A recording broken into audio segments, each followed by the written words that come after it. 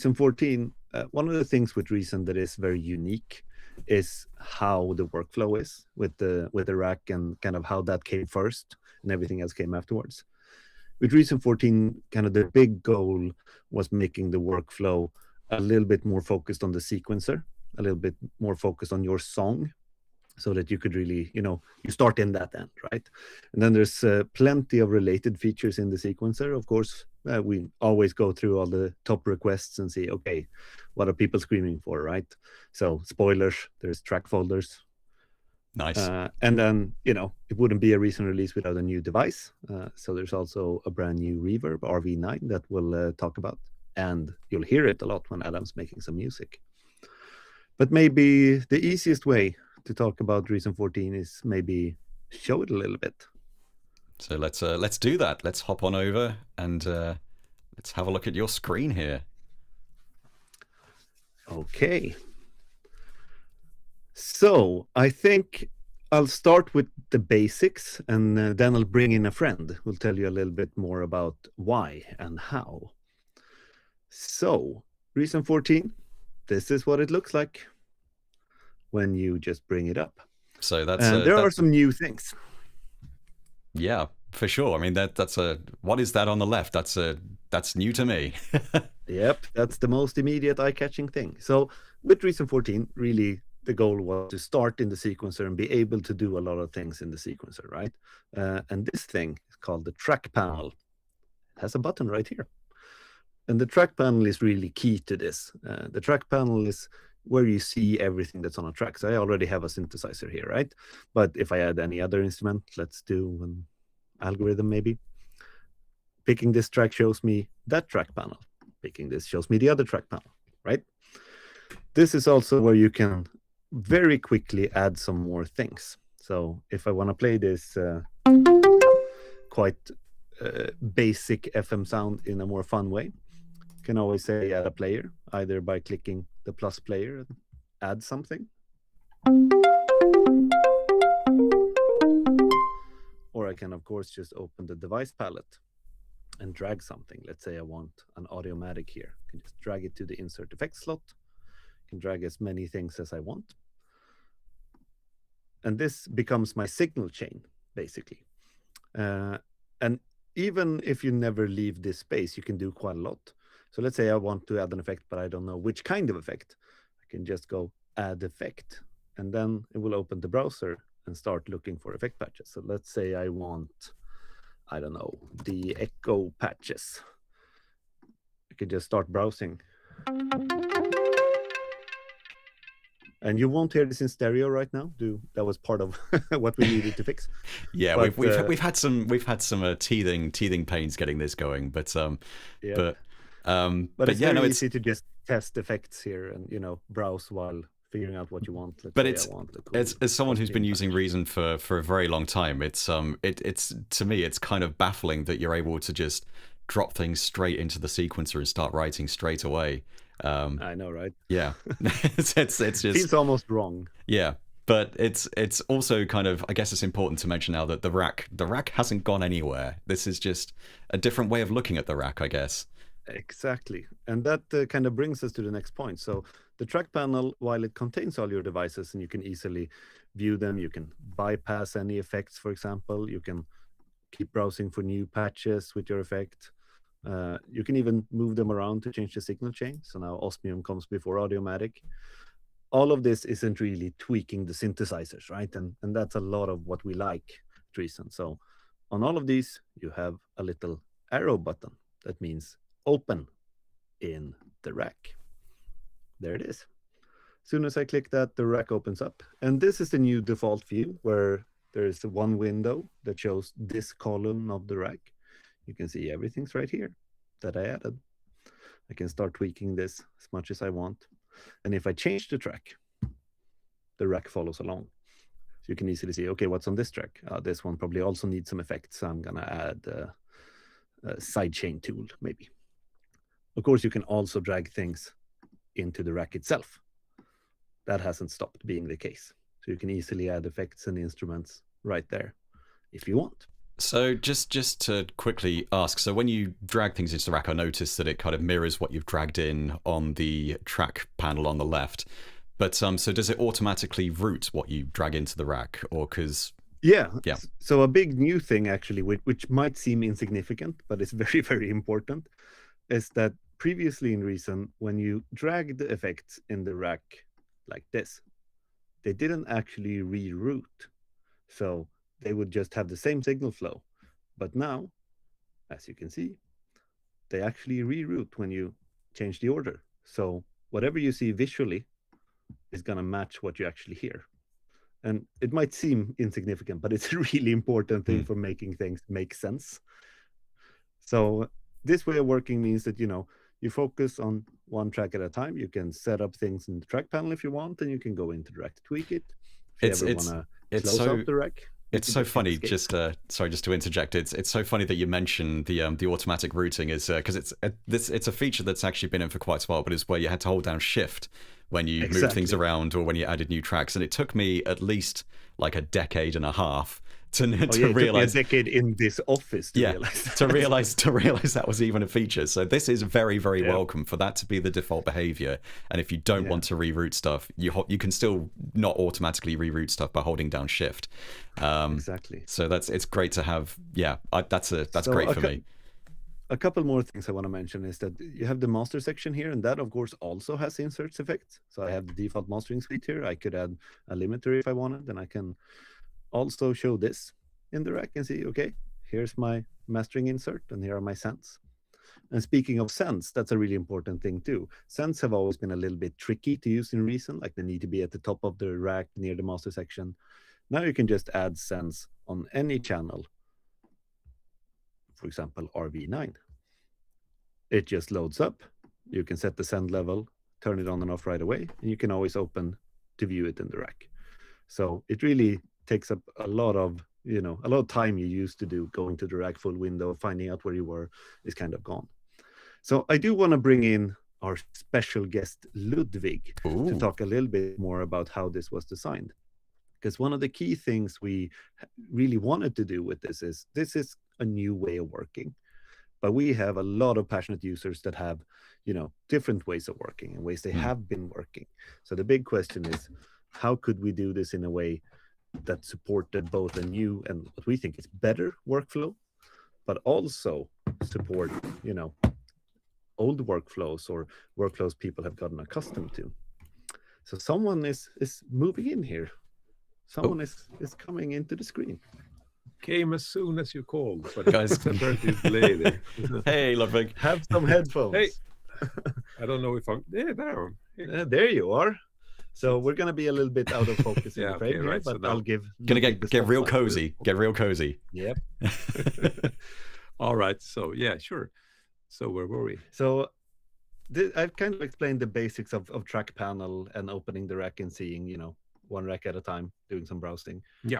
So what I think would be cool to talk about is, how did we get here? What was the process like? And how did we manage to also allow different workflows? Yeah, how can you work? I mean, we love Reason, of course, but we are not oblivious to the fact that there have been at least some issues here and there. It's not always the easiest program to work with. And part of that was due to the fact that it's a big rack full of stuff. And we found, for example, looking at some new users, that they couldn't really understand the fact that you had a track with an instrument, then you had another track with another instrument, and they all go into the same box, which seems like, no brainer. It's the rack. But I mean, that's not really the best way of looking at stuff, actually. You don't want to see your subtractor when you're working with your Kong or whatever, necessarily. Sometimes you might well. So thus, we started looking at separating stuff a little bit. And the track panel was the first step, of course, because that kind of brought focus to the fact that you're looking at one track at a time. What does the track contain? What do I want to do with this track? And so on. Then I move on to another track, and I see something else. So how to take this further into the rack then, so we get the same kind of experience, mirror of this. And the answer to that was to introduce a new mode called rack per track. So this is important for all of these things. A lot of them you'll see have an option to be turned on or off. So if you can see on the screen now, under options, there is rack settings, which defaults to rack per track, which is what we're in right now. But you can do different ways. Sure. So I mean, auto group devices and no grouping, those were available in earlier versions of Reason as well. But let's stick with rack per track for a while right now. So this new document. I just have a quick question about the rack per track view, because obviously one of the big advantages of using Reason is that you can connect pretty much anything to anything else. So does this affect how you're able to do that? Can you still connect different devices as you could before, essentially? You can, but rack per track basically means you put each single source track, meaning each single instrument track or audio track, in its separate rack column. It's still the same big rack. I mean, we have been able to have multiple columns in the rack for a long time. Yeah. But if you look at the rack window, there is a button called single column, which is on right now. If I turn this off, nothing seems to happen, but then I'm actually able to reveal everything like this. Ta-da! Pretty small screen. So yeah, ta-da. So you want, but if in a big project you would have lots and lots of columns side by side here. And that, of course, makes it possible to interconnect them. Still, has to be said that it's a lot more work to drag a cable sideways than it is to drag it up and down the rack. It can be. So what you can do is flip the rack around, of course, as like before. We have just made the, let's see if I can find something here. We made this, actually, this is a poor example because we just have 2 tracks. But imagine a song with, let's say, 30 tracks. Previously, this connection menu that you get by right-clicking here, that would show every single device in the rack in a flat list. Basically, don't try this at home if you have use. Reason 13. Right, not good. So, but now it's much easier because we group everything by the track. So if you want to, let's say, this is a sidechain input, right? I want to get something from. Do we have any extra output somewhere? Yeah, let's say I want to take it from the algorithm parallel out here from the basic FM plug. So I go here, I just identify this. This is the algorithm. It's called basic FM plug. So I go to the mix channel and the parallels like that. So it's kind of easier at least. But of course, you can still drag cables any way you want it. And when you're done with this, you might just want to turn single column on again and go back to this mode if you like. Or you don't have to work in this mode. That's also important. You don't even have to use separate windows like this. Let me show you. On the view menu, which is also reorganized, actually brand new, isn't it? Brand new, I think. Brand new, I think. Yeah. There are 2 items: show mixer in separate window and show rack in separate window. I'm going to turn this off right now. And that brings the rack into the main window. I can turn it off like this.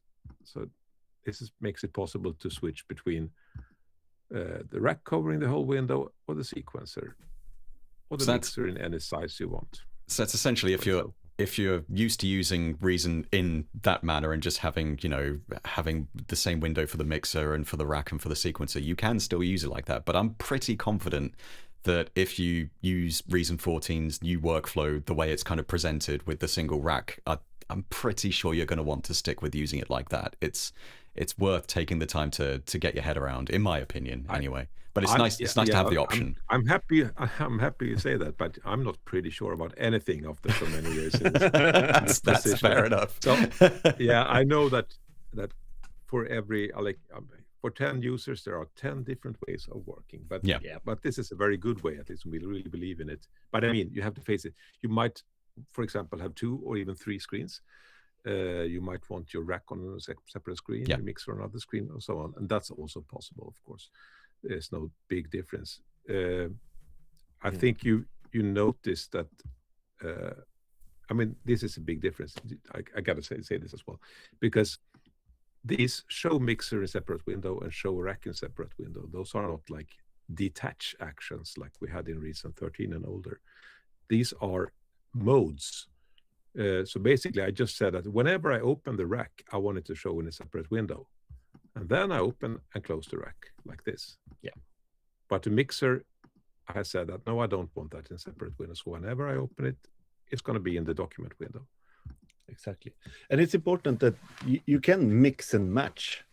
I've seen a lot of preferences here. Like someone wants a separate screen for just the mixer. Someone wants the mixer as a floating window, but not the rack, and so on. And I think that's part of what makes Reason 14 really nice, is that, I mean, we do believe that this is a great new workflow that we have as the starting point, but you can change it. You have some options in there. And I think before I let Ludde go, there's one thing that I think, I mean, we are getting a lot of questions. So has any question popped up, Adam, which you really answer? I think it's mostly just kind of agreeing with what you've said, to be perfectly honest. Except Cowboy Dan the Puppet says, I have 3 screens. I don't need this essence feature. I don't need this. Well, great. I mean, that's exactly what we're talking about here, is that if you're comfortable having one screen for one mode, one screen for another, one screen for another, it's good that you mentioned that as well, because I use 2 screens, so I tend to have the mixer on one screen. But having one screen dedicated to the sequencer and the single rack mode, like, so since I've been using it, it's been great. It's just been really good, not having to hop between the two constantly. Yeah, it's great. I think one more thing that I would like to talk about, because like he mentioned, track panel was really where it began. It was the obvious first step to make things kind of clearer. You can do quite a lot of things in track panel. I just mentioned, creating effects real quick. But maybe you can go through some of the more kind of hidden features that are maybe on menus or buttons, just so people can understand. I think you kind of mentioned most of it, didn't you? I'm not sure. I mean, you mentioned bypassing stuff right now. We also have, like, this is the master bypass for the whole insert effects container. And let's see, all this stuff you already seen, right? Yeah, you can do the bypass all players and send to track stuff for your player package as well from here, if you like. For the sends down here, you mentioned adding, and one new thing is pretty nice actually. If you can actually browse, let's say I want to replace this reverb here, which is the first plate thingy, so I can just browse for it as well, and perhaps I don't know. Let's see what we got. Categories, reverb special. This one. Nice. Chorus. Much better. So that's really quick and nice. And you also have access to the pre-fader on off here, if you really want to go there and do some special stuff with sense. Apart from that, what is? I haven't mentioned the bottom area at all. Right. Yeah, sure. So this is the most important mixers stuff. Of course, you see it all. I mean, it's pretty obvious. You also have access to routing your channel to output buses here. Also very nice if you, let's say, you create a new bus right here, so it gets a track, so you can easily add an insert effect for it. Also, someone has just asked, we can still use combinators as send devices, right? Yep. Sure. Yep, that's not a problem. As far as I'm aware, you can use any send effect that you could use in previous versions of Reason. You can use the send effect in Reason 14. Right. As always, I mean, there are no breaks in backwards compatibility. Yeah. And I think this is pretty nice. You can actually go to your bus or to master section from here and just do stuff in the rack, easily accessing the insert effects for a bus and then closing it. Was there anything else you thought about in the track panel, Mattias? Oh, I think the bus thing is like, buses have always been relegated to the mixer, it feels like. And I think this is a big difference for just quickly taking, a couple of tracks and going, actually, I want to send this somewhere. You can create the output bus, you can quickly get it up there and add some effects. And it's a really good thing that you get a track for the bus, so you can just add insert effects over here, like you showed. I think a lot of those things, you might not think about them when you see the track panel at first, like what can I do? But make sure you right-click on stuff to see what you can actually do. For example, you can create tracks for an effect that receives MIDI, or view in rack, of course, but you can also delete stuff here. So if I don't want this Audiomatic, you just do backspace or delete.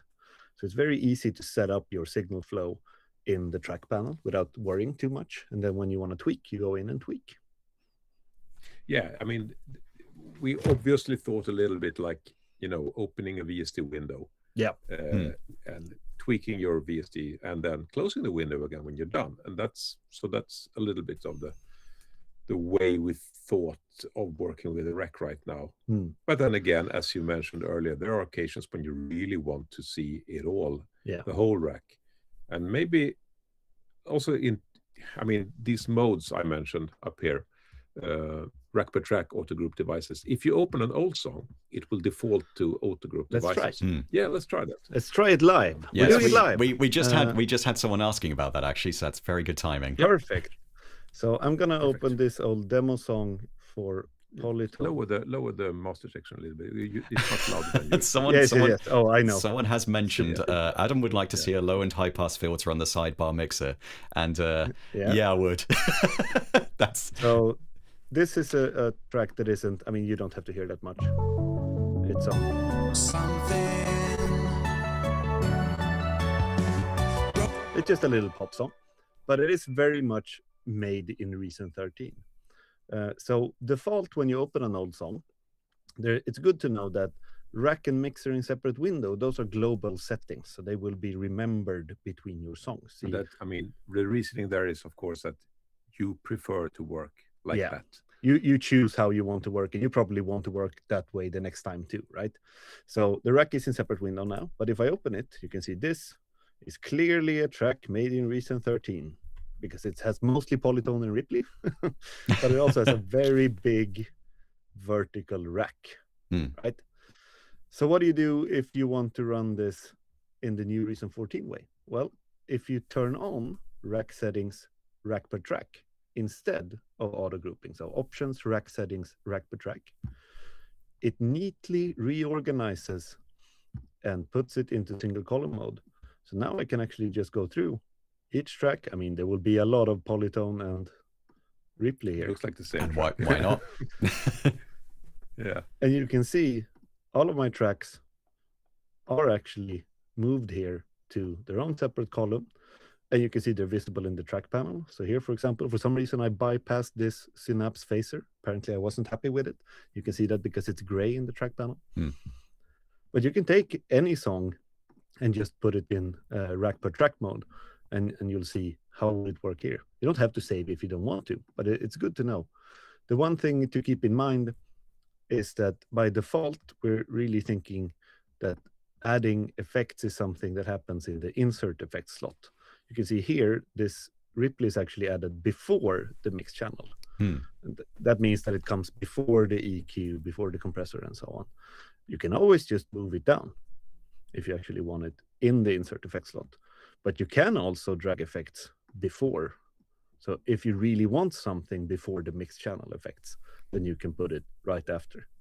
But if you have old songs that are normally organized, then this is a really good way to kind of clean them up.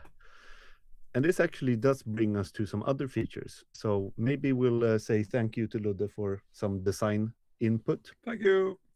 And we'll move on with some more new features. Oh, thanks for joining us. Cool. In the chat, if you have questions, post away, and Adam will try to bring them up. Yep. Someone's mentioned we've had some questions about sharing.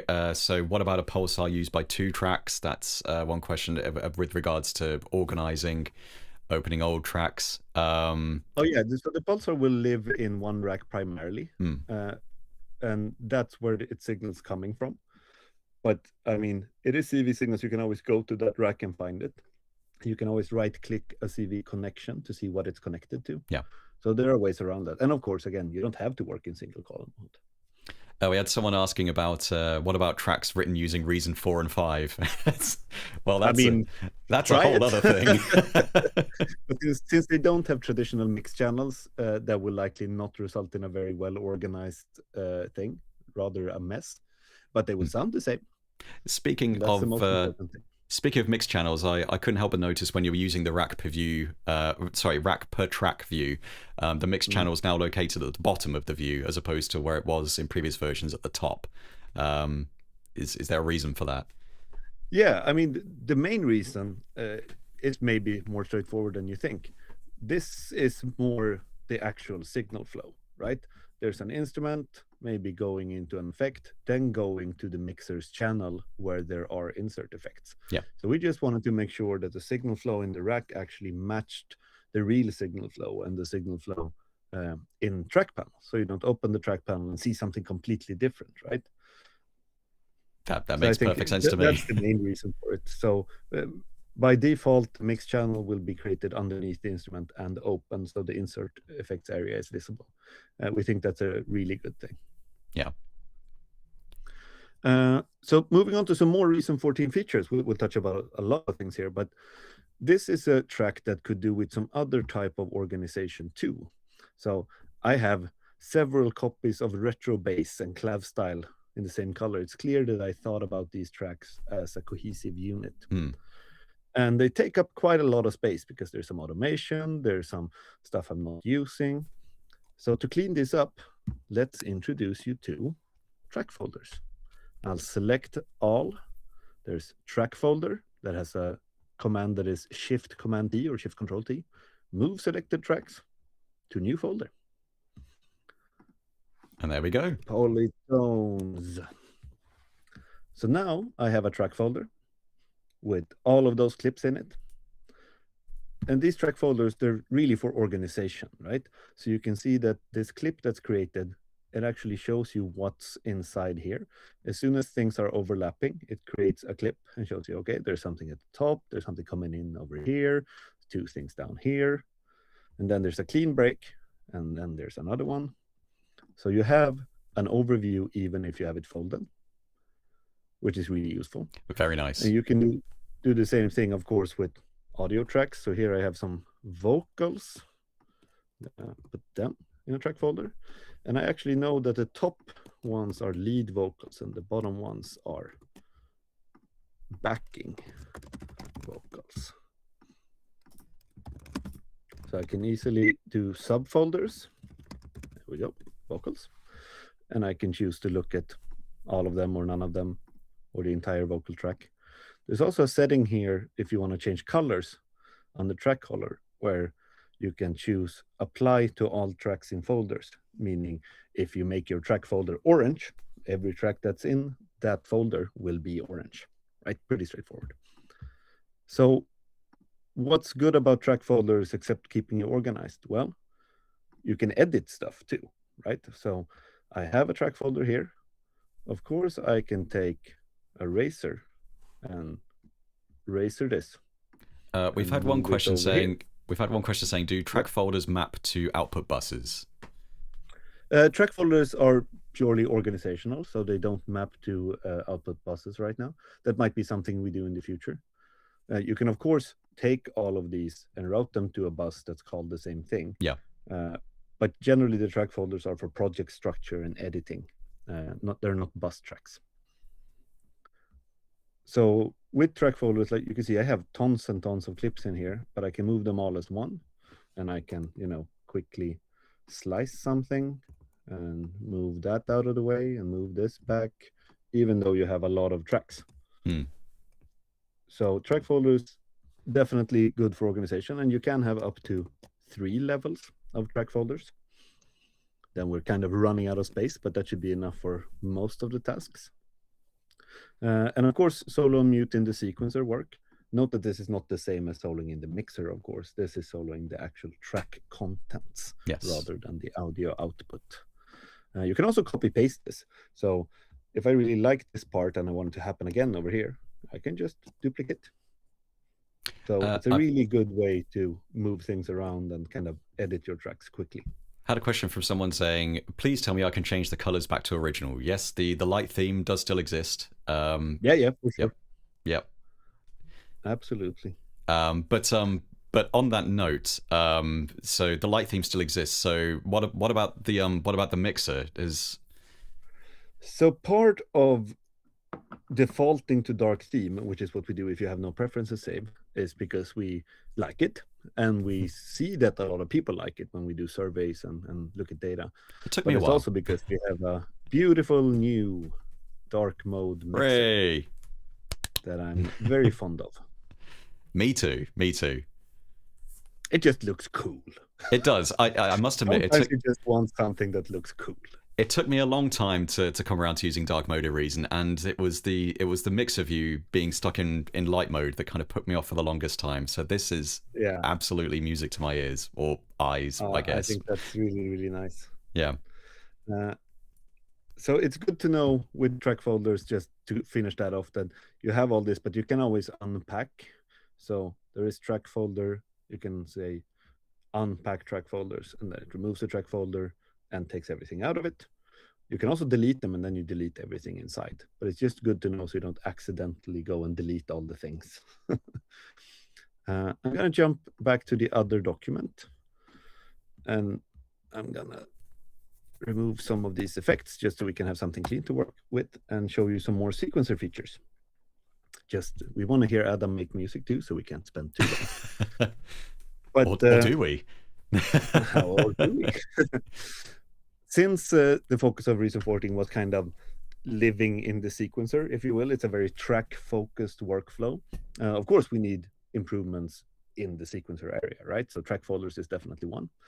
Another one, and maybe my favorite, just because I use it so much, is looped clips. So now that I open this clip, I'll record something. And I apologize for this being in mono, but it's okay. It's the least of the technical issues we've had today. It worked for Beatles. Yes. Okay, so there's a little clip. It's not the best clip I've done ever, but it's okay. So if I think this is the best clip ever, I want to have that be the basis of my song. I don't actually have to go, okay, I can just grab the top part and drag it out, and now I have a looped clip. So I'll have this little thing. Just repeat. And if I make any changes, let's bring this up a little bit. Let's say I want to change this top note. If you look at the top, you can see it changes everywhere.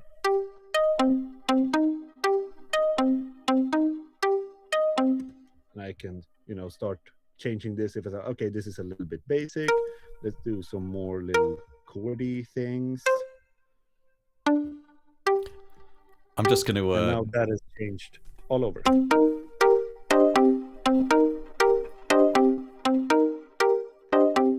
I'm just going to preempt what I'm sure some people are thinking. If anyone's ever watched any of my live streams before, they'll know that this reminds me of blocks. Which is a good thing because I use blocks all the time. This kind of feels like a bit of a sort of midway point between blocks. It's like blocks light, I guess. It's a little bit like blocks light, exactly. And it's nice, especially with drums and stuff where you have something that this should kind of go on. You have a 4-on-the-floor kick, and that's going to happen the entire track, and you want to kind of fix with micro timing or something. Then having that update on all the loops is really useful. There are some fun bonuses. Oh, yeah. Question. We've just had a question. Can we have multiple looped clips, loop 1 and loop 2? And can you cut a looped clip? Yes. You can do a lot of things with loop clips. So let's go through those. So there's a couple of cool things that I think. So each of these loop instances, you can actually right-click them, and under looped clips, you have some options. You can convert to single clip. You can convert to separate clips. So all of these convert, the entire clip to a single clip, or the entire clip to separate clips. So let's say you change your mind. You actually want to have full control over all of these, right? But my favorite one is duplicate loop instance. And what this does is it makes a copy of just that instance and puts it on top of the loop clips. You can see it's actually in the foreground here. And since Reason can have overlapping clips, this one can change. And I can, make this something completely different here. So now I have the third clip here on top of my loop. So I'll get a variation in the third measure.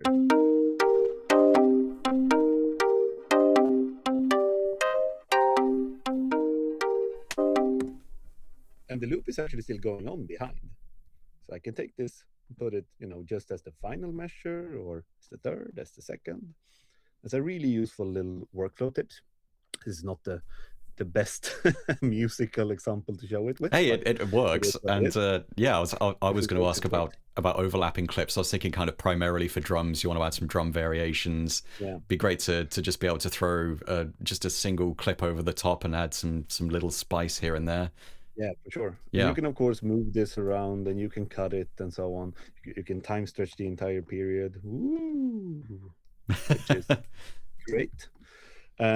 But Reason has some advantages here because, this is a MIDI clip, but we have clips for everything. So let's say I want to automate the level of this thing. I want it to come in and out. I can just edit automation. It creates a little track. And let's change the snap value to a quarter note and just make a little wobbly woo thing. That's maybe okay. That's fine. So this little automation clip can also be looped. So now I have looping automation clips with a little LFO curve kind of. And if I change one,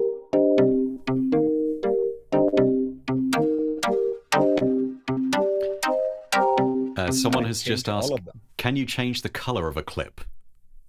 Yes. So clip colors, they still belong together. Yep. So the looped clip will always have the same color of all instances. But now I've changed the background loop to yellow and the foreground clip to orange, just to keep them apart, right? And this, of course, also works really well with audio. And you can do kind of silly stuff. So if you take a little sample that is maybe not that fun. Let's do this. Great. Nice. You can loop this too. And what I also showed you here is I imported this loop, and you might note that it's perfectly matching 4 bars, but it's a very arrhythmic loop, so it doesn't really matter. But that's part of the automatic tempo detection. And for real drum loops, that will make a big difference. But here, what I really wanted to show is you can do ridiculously small loops if you want. So I'll turn off snap for a second. Make this small. Someone has just commented saying, my ears. I think it's a little abrasive on the ears. There we go. I'll bring it down. Track panel coming to the rescue. I can take this really short little blip, and that's it. And I can loop that at any kind of length I want. So if we wanted it, I don't know, 16th notes, and turn snap on.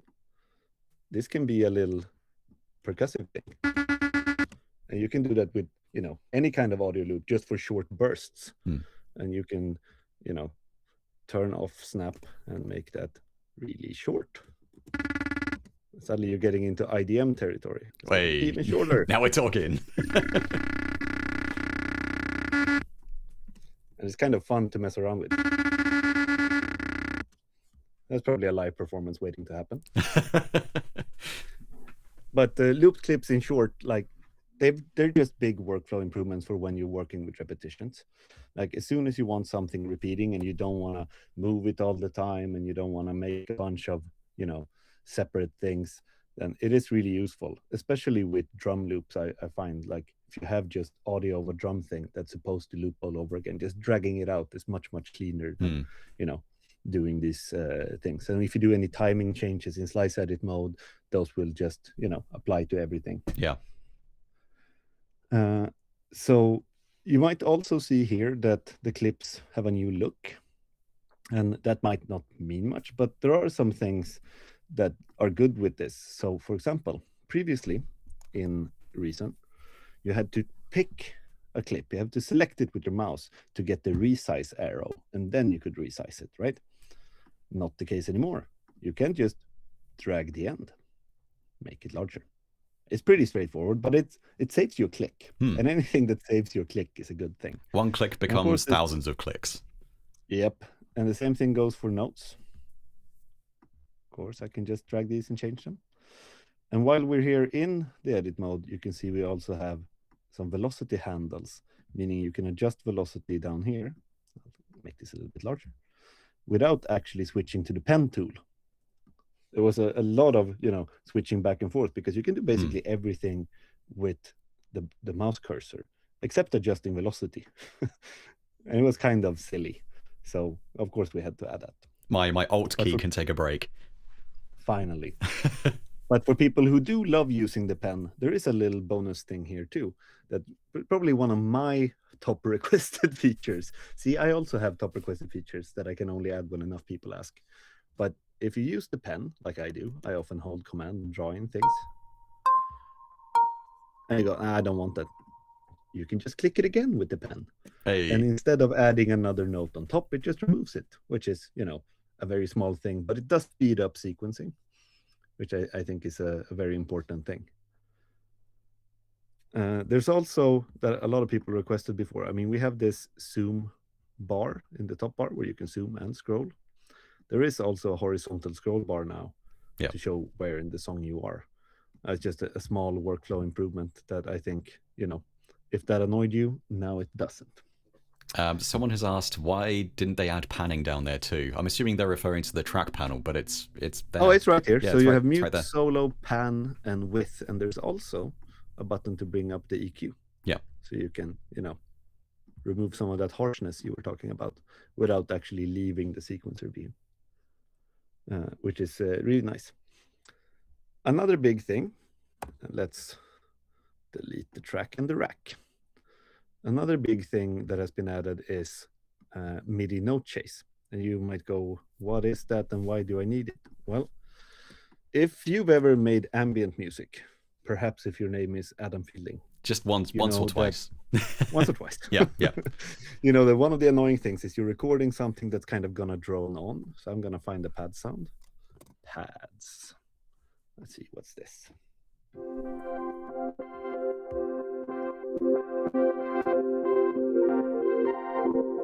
Yep, it's a nice little rhythmic pad. I hope you can hear it without getting too sad. That one, let's say I'm recording my track, and it's going to be a real long chord here, so hang tight.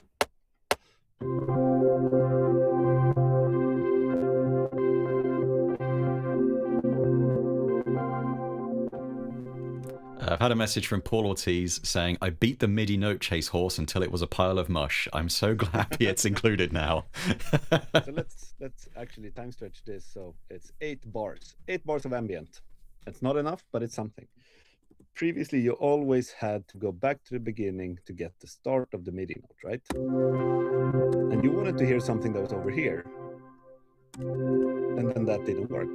But now there's, if you search for chase, it's in playback and recording under options. So options, playback and recording, and it's on. Chase notes during playback. If it's off, if I start in the middle here, you'll hear nothing, because there was no MIDI on the message. But if I chase notes during playback, it will just trigger them if the notes are currently playing.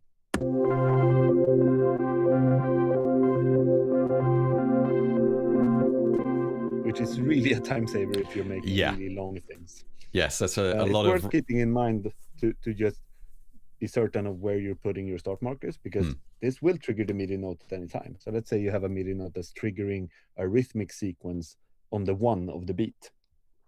And then you're putting the playhead here on the 4.1.3.71 of the beat. If you start it there, it will trigger the loop, at the wrong spot, so to speak.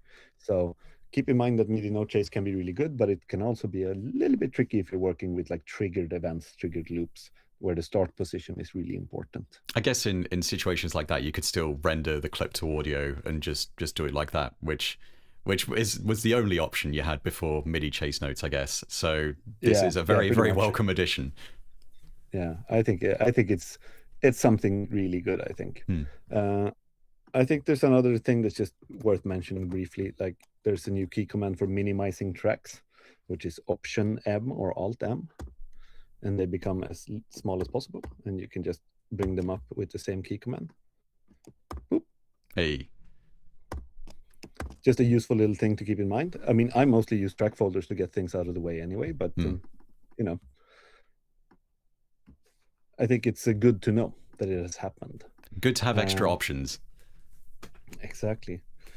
And yeah, there's a lot of, like, many of these things seem a little bit small, but I think when you start working in the new workflow and really start, you know, actually adding tracks and starting to have, you know, big documents, like I can take, let's go back to a demo song perhaps. Like once you start having really big documents, so you can check out the demo songs, one from you, one from Sean Murray. Since Sean Murray isn't here, we're going to do him the honor of showing a new It's the right thing to do. So this is the recent 13 version of this demo song that's included in 13. So you can see you already get an idea of what's on the tracks in the track panel, right? If you want to see how the workflow can make a big organizational difference, this is a big old track, a lot of stuff. Yeah. Then you can load the recent 14 version of the very same demo song. Ty Blue has asked, but will it improve my music? Yes. Yes, absolutely. No questions asked. Yep. Yeah. No, but that's the thing with music, right? You can improve your music, but as soon as you're distracted by other things, then it's hard to focus on improving your music. That is often the case. But here's an example then of Sean Murray's song prepped for Reason 14. And you can see you have some track folders for drums and bass and piano. So you can always open something up. That's very satisfying to see. I know, right? It becomes so much more clean. And you can also see at a glance, without opening up the rack, that like, okay, Accent Flux is a Europa, it has an RV-7000. Then we have the copy. That's actually not a copy. It's a Polytone and it has a Ripley. And it's easier to get an overview what's on the track. And here's one important thing. This Radical piano, let's take a look at it in the rack, actually has several parallel channels. And when you have parallel channels or splits, you get a little badge here. So you can see insert effects 1, 2, 3, and 4. And these are the parallel channels. So you can see that on the first output, there's vocoder, channel dynamics, and the stereo imager. On the second one is Scream, Quartet, Automatic, and another Scream. So you can actually get an overview of even some complex routings. So let me give you a clear example in a fresh song. Let's create Ye Old Favorite, Red Drum. So Red Drum, great. But often with Red Drum, you want, say, the kick separately. So yes. I'm going to route that to a new mix channel. I'm going to route the snare to a new mix channel. And I'm going to have the rest here. You can see even in rack per track, these channels are coming out from the source device. So they're in the same rack. And I now have 1, 2, 3 signal paths.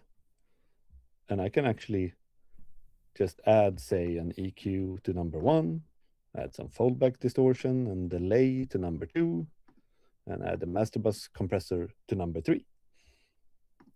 And this is all reflected in the rack too. So you can see, okay, hip hop kit 03, that's the main output that has the channel EQ. Here's a distortion and a delay. And here's the master bus. We've had a message saying, I thought I was the only one who always sent the kick to be processed separately.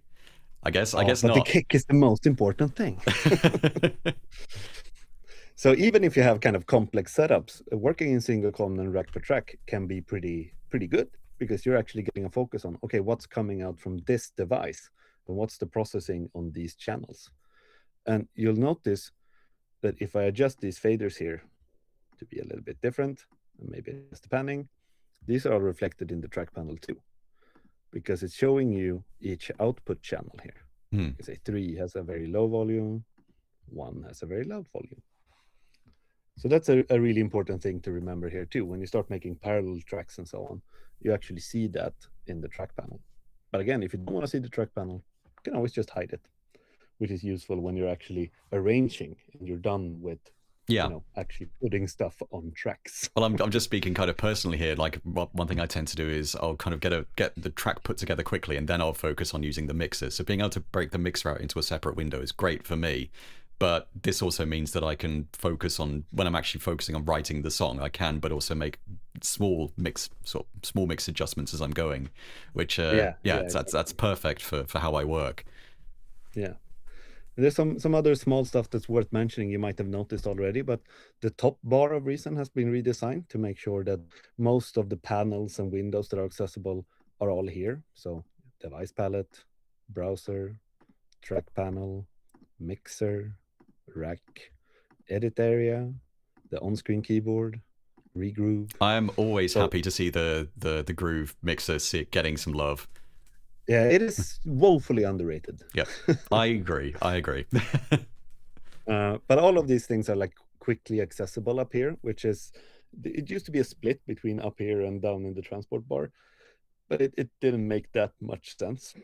There's also a nice little shortcut here to settings, which preference has been renamed to settings, just because that's generally what it's called nowadays. So if you ever want to go in here and muck about, this is what you can do. And there are some things to kind of mention here. There is some stuff regarding the new features that is the default device sorting. Sorry, I'm finding my words. So while the template, the built-in template, defaults to rack per track, it defaults to single column, there is a setting here on the browsing called device sorting in new songs. It's set to rack per track by default.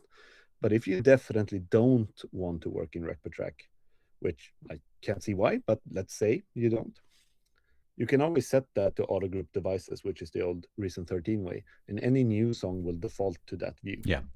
So it's good to know that that option is here. What else? Oh, it might be worth noting that the transport bar has been redesigned because, like I mentioned, keys and groove and some things were down here before. And it didn't make a lot of sense. They were kind of hidden. But now we've cleaned this up a little bit. We put tempo and click together here where they belong. So you set the tempo bar, tap, pre-click. And then you have, play, pause, and all of that, and the loop button, and so on. So someone it's has a asked, little bit cleaner. Is there a keyboard shortcut for track panel? For closing and opening track panel, there is no keyboard shortcut. Let's say yet, because thanks for the feedback. Yes. For me, I don't really close the track panel personally. I think it's really good, but it is definitely something we'll consider. Yeah, I think the only time I'm really closing at this point is when I'm using the browser, because I just kind of feel like, well, actually it depends on what I'm using the browser for. So it's kind of a moot point. Yeah, if you're using the browser to drag stuff into the sequencer, then I can see it. Yeah. I'm using the browser to drag stuff, because dragging stuff that extra extra inch is just it's Yep, every move matters. It's also worth noting, just for quick access, like mixer and rack, of course, F5, F6, you might notice that the sequencer button is no longer here. Why is that? Like I mentioned in the beginning, the whole idea with Reason 14 has been a track-centric, sequencer-centric workflow, where this is your main song document and everything else you kind of get to, right? So rack opens the rack and closes the rack, opens the mixer, closes the mixer. And when things are closed, the sequencer is the base window. So it doesn't have a dedicated button anymore. It's more opening and closing the other areas. However, if you're used to doing F5, F6, you can actually hit F7. And what F7 means is hide all other windows. So F7 still works if you have that in muscle memory, but otherwise the idea is to open rack, close rack. Yeah. And it's also very useful to know that escape closes rack, F6 closes rack, clicking the little red button closes the rack. So there are a bunch of ways to do that. Do we have any more questions, or should we let you get on to making some music and actually hearing RV-9 in stereo? I was going to say, we've had some questions about RV-9, which I will definitely be getting to, don't worry. Just having a look through here now.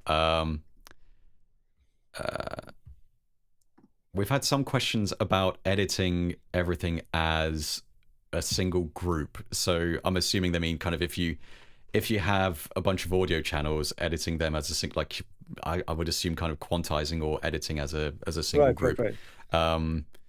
Yeah, I think that I think that's a separate thing altogether from what we've got going on here. It depends a little bit. So, yeah. So let's fake some groups here. Let's say I have, you know, some various tracks. There could be audio, could be MIDI, whatever. Yeah. If these are in a track folder, like I mentioned before, a cut here cuts the entire track folder, right? And here, now I'm moving just these things out and so on. And that makes more sense with audio because MIDI, again, you have the start and end. So let's maybe get some audio in. I'll try to not have auto on so you don't have to hear them. But let's pretend these are some great stems that I'm working with, right? Or they're part of the same song.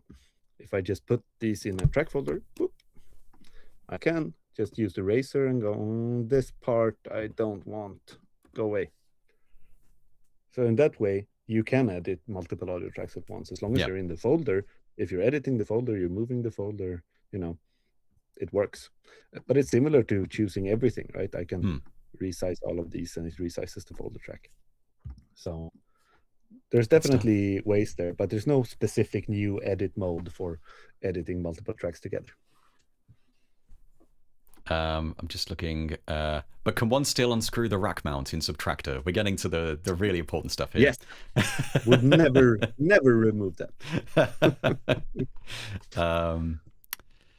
But I think RV-9 is one of the more exciting things. And since my audio is in mono, I don't want to bore you with the sound of RV-9.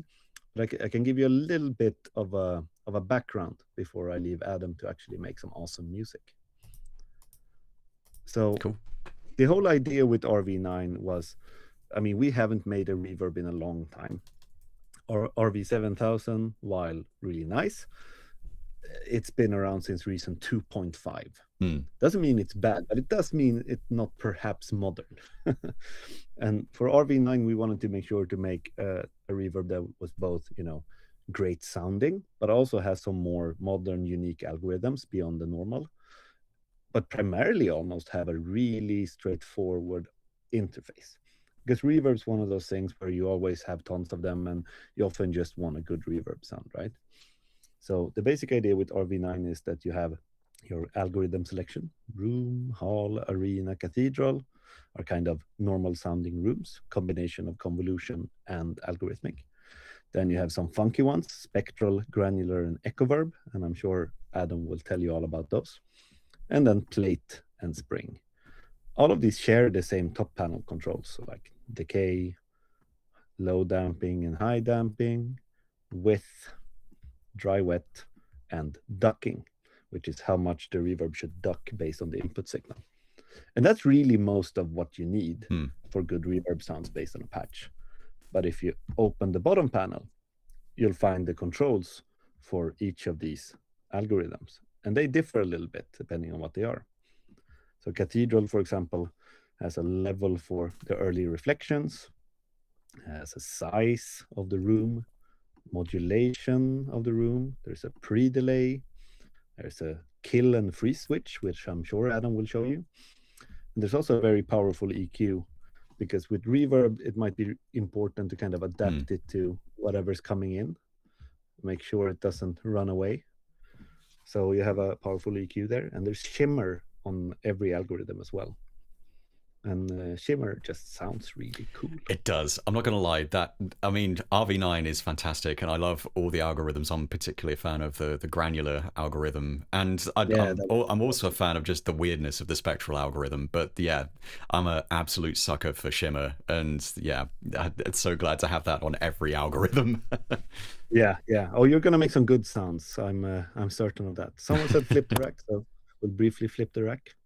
There's always stuff. Important. There is definitely stuff. But with that, I think I've talked for maybe too long. Oh, I don't know about that, but Okay, do we have any final questions before I leave the room to some gorgeous sounds? I mean, music is what we're about, after all. Well, someone has asked the question again. Any chance you'll bring back the Easter egg where you can unscrew the screws on the subtractor? Wow. I mean, I've just proved that it's still here. It's a popular talking point. I'll give you that. This is not something we remove. Subtractor. Boop. It's not changing. I think people would riot. Yep. There you go. Hey. It's gone.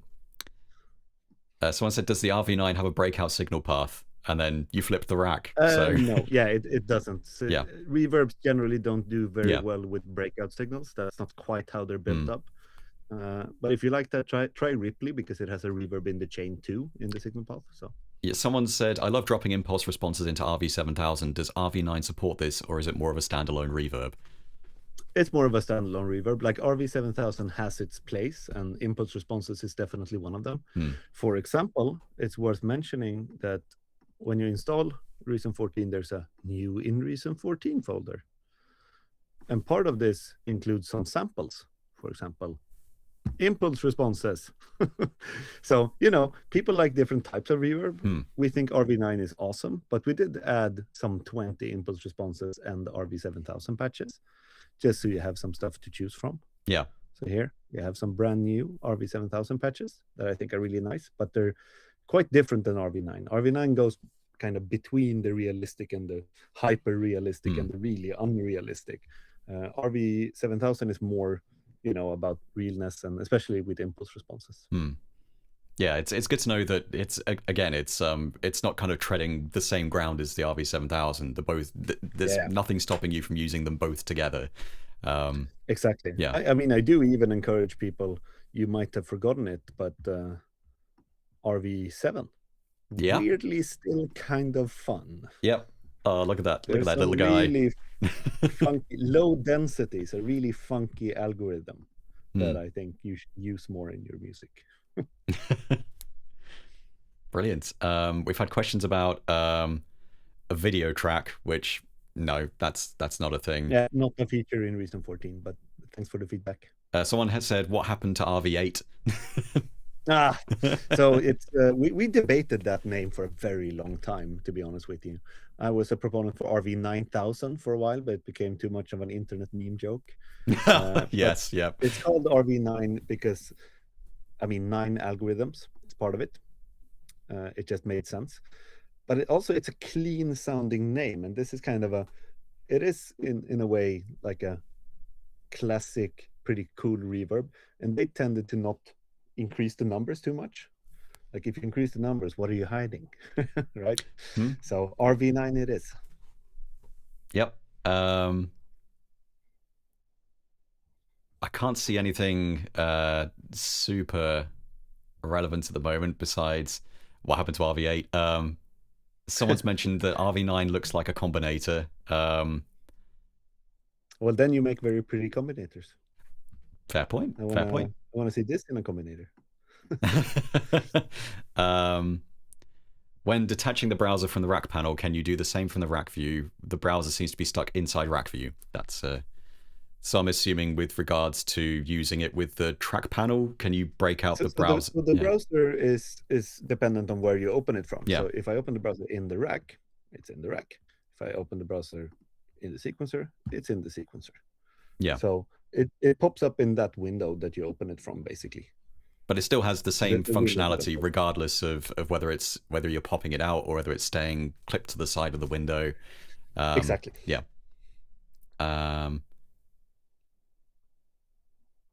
Yeah, that's good. I'm gonna spend a lot of time reading back in all the comments because it's been really hard keeping up with chat. Yeah, but, I'm having issues. This is yeah. Apparently my mind is not made for multitasking.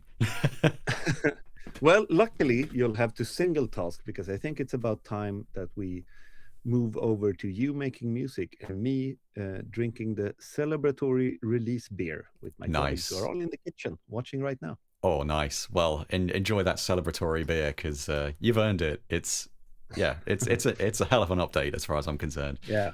If I leave you with anything, it's definitely I mean, of course, make music in Reason 14, make music in general, but try the new workflow in Reason 14 as its default settings. Like, see how you like it, because I think it might take a little while. Like all new workflows, even if they're better or worse, they take a little while. But once you start using it, I think you'll find it very, very quick and useful to actually get music going.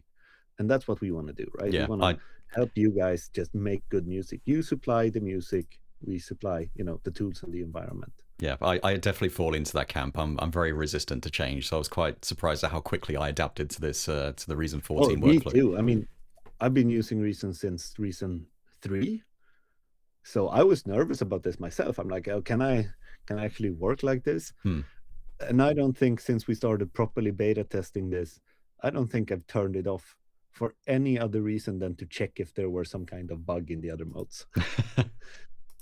So that's a good review from me. Awesome. Right. Cool. Well, thanks everyone. Yeah, go enjoy your beer. Oh, I will. And you guys go enjoy Reason 14 and enjoy Adam's awesome music. Cool. Well, thanks so much for joining us, and speak to you soon. Right.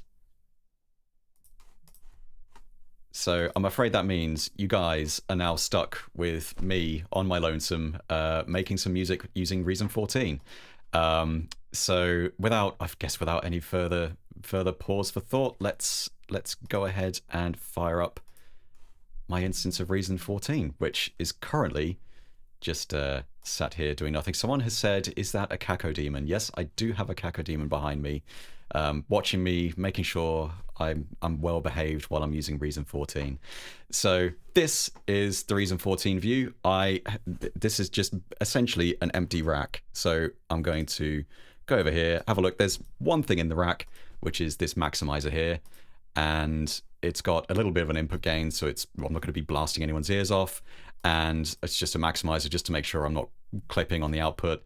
And that's pretty much it, really. And I feel like I'm just going to leave this as it is, and let's get going. So I feel like I'm kind of feeling the vibe of doing something kind of sort of something nice and down tempo-y. So I'm not going to mess with the tempo. I'm going to keep that at 100 BPM, and I can always change that as I go.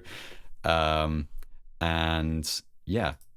Let's see where we go. So I'm just going to create an instance of Europa. You can still see you can still right click to create instruments, effects, utilities. I understand that's probably not how a lot of people work, but you can also use the devices view here and search for devices. But I figured a Europa is a good place to start. I feel like it'd be nice to have like something nice and textural just to get things going. I feel like we don't really have any sort of, I don't have a feel going yet. So as we mentioned during the first half of this stream, you can use loopable clips and blocks. So I'm going to be using a block because that's kind of what I'm used to. I'm going to stick to an 8-bar block, and I imagine I'll be using loopable clips inside this block and just kind of going from there. So we've got this instance of Europa here. Now I'm going to use the browser to look for, I'm thinking like a nice kind of textural thing. So let's have a look for a synth, and well, actually, tell you what, I've actually got a bunch of new patches inside Reason 14, so I'm just gonna cheat and use one of mine. So I'm thinking one of these textural ones is spread pad here. So that sounds, well, that's more of a pad, not so much of a texture. So let's have a look at ringing texture.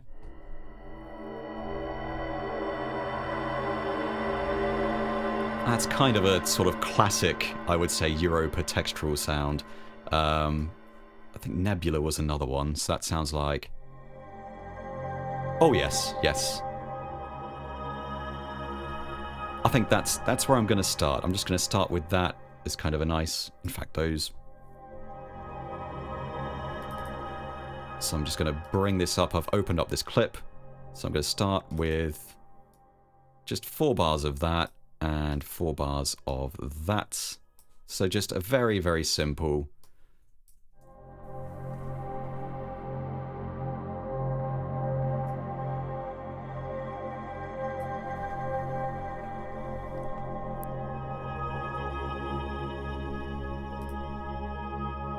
So at the moment, it's just one single instance of Europa. Let's have a look in the rack here. So this is the patch we've got going here. It uses a custom wavetable. Well, I say wavetable because I kind of feel like the way Europa works with custom sounds is different to other synths. You don't have to use wavetable sounds. You can just use any sample and it will kind of extrapolate something useful from that, which I really, really like. So I feel like now is a really good time to add an instance of the RV-9, because we've been talking about it for a while, but we haven't actually used it. So by default, this is what it sounds like.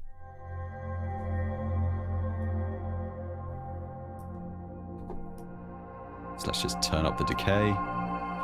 So I'm going to roll off the lows using the low frequency damp and keep the high frequency damp there. So as it is at the moment, this is set to the Hall algorithm.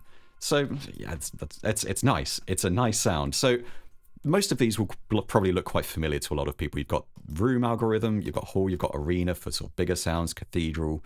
And then we get and Spring, which is kind of, the typical Spring algorithm. And then you get to the kind of the more funky ones, I would say, which is Spectral and Granular. And the Spectral algorithm is particularly interesting. I'm not sure how useful it's going to be here, but it means you can apply the characteristics of a certain type of spectral EQ. So it's kind of like a cross between. It kind of reminds me of Parsec in a way, in the sense that it's kind of it sort of imparts, or even the sound of friction. It kind of imparts the sound of a particular resonator on top, or spectral EQ. To be perfectly honest with you, I am not going to lie to you here. I am not 100% certain how this works. I just know it sounds really interesting. So if we set it to cave, and I'm going to turn the wet amount up, you can see it kind of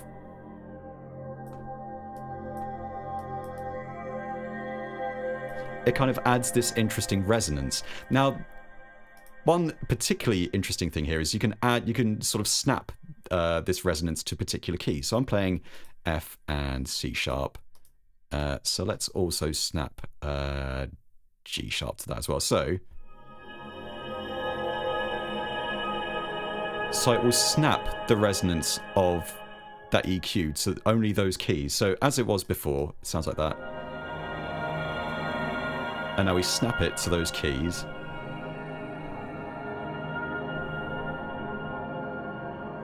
It's really interesting. So it's great as kind of an interesting kind of sound designy type tool, but it's also very musical in the sense that you can apply certain keys or a certain scale to the reverb sound itself, which is awesome. As I said, I am not 100% certain how the spectral algorithm works, but I have had a lot of fun playing with it.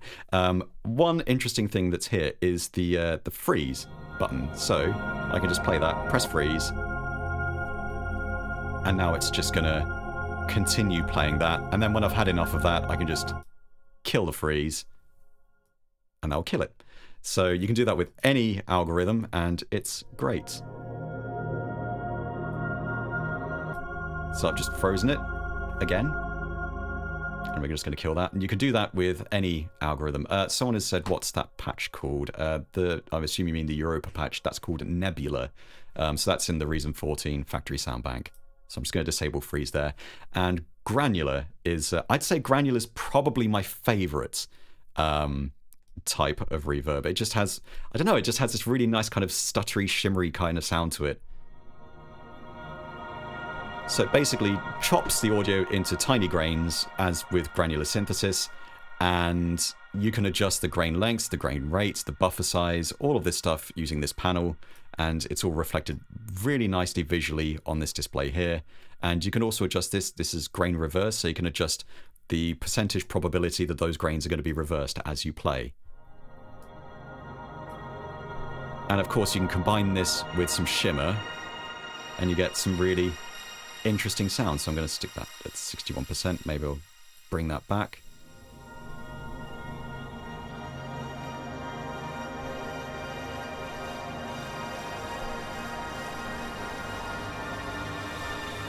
So I feel like at this point the RV-9 is doing quite a lot of heavy lifting.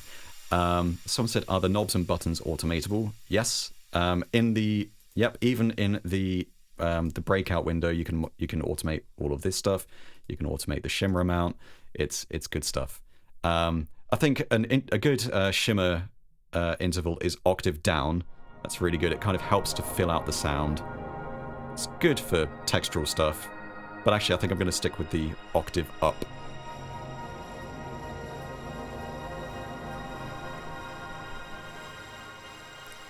Well, someone said, please move that to the left. Yes, good point. I forgot my ridiculous mug is blocking half the rack. So I've had enough of playing in there, so I'm just going to close that. I'm just going to listen to that.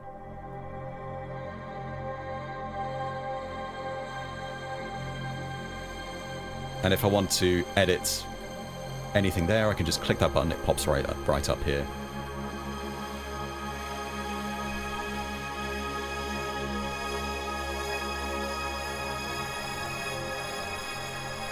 So I think that's a good place to start. I might just bring that down a little bit. I have brought it down to -3 dB there. So that's good. That's cool. I feel like we've got some nice kind of like mids. And one thing I did notice when Mattias was demonstrating this is that, yes, you can turn the high pass filter and low pass filter on using the breakout EQ, which I'm not going to lie, I'm really, really happy about that. So that's fantastic. So I'm actually going to roll off some of the lows on that pad, say around 120 hertz, just because I don't really need any of that mud in the lows. Someone said, demonstrate MIDI note chase on that long note. Why not? Well, I've got it turned off, so it would help if I had it turned on. So chase notes. There we go. Thank you for pointing that out, by the way. And someone's mentioned they like the fact that the track panel section shows the name of the patch, which is great, except here, this is, yeah, it's highlighting my terrible track naming convention, so I'm going to call this Granular Shimmer Verb. There we go. That was a very good pointing out there. So I've got that. I think it's time to add some bass. So again, I'm probably just gonna turn that off and look for some bass in the, well, let's have a look for bass in Europa patches. There's now, again, this is, I feel like I'm being a little egotistical here because I'm using patches that I've mainly created, but I feel like it's because I made them. It's not a terrible idea. Someone said sidechain this reverb. Yes, I could do that. I'll come back to that idea. It's not a terrible idea, but for now, I'm just going to play. That's the bass I want.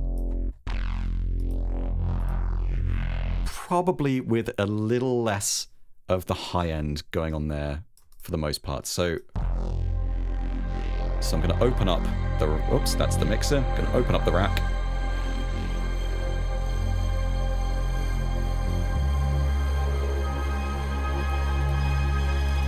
Actually, I think I'm just going to keep that as a single note drone. So yes, MIDI note chase will come in quite useful for this track, I think. So it's just, because I want this to be quite a hypnotic sounding track.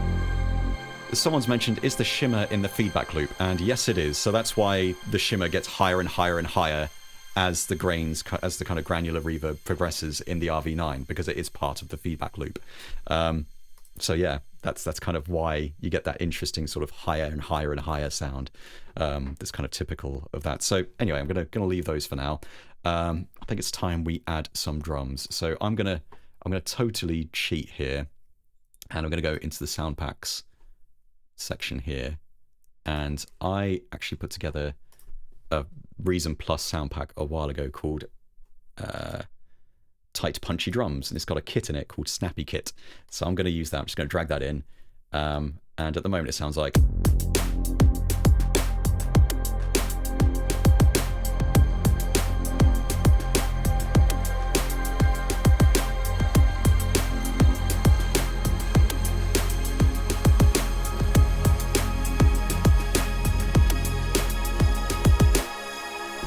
So that's a good start. So in the case of this particular combinator, this is a Kong device that's got a custom kick and snare samples that I created, I believe that's a synthesized hat section there, synthesized kick, and some other synthesized bits here and there, but those are custom kicks and snares.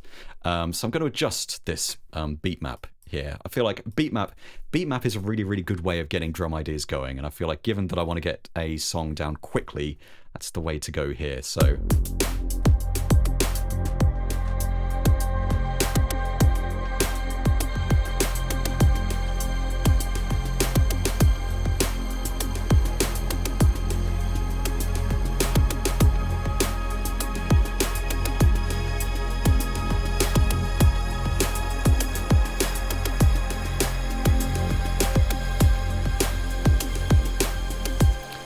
someone has just said, but can you import a drum loop that has a different tempo so we can see it automatically set to the tempo in Reason 14? I certainly can.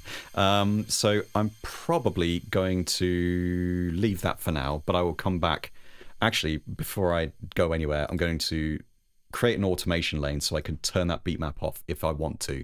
But in this block, I'm going to have it set to turn on. So I'm just going to leave that as it is.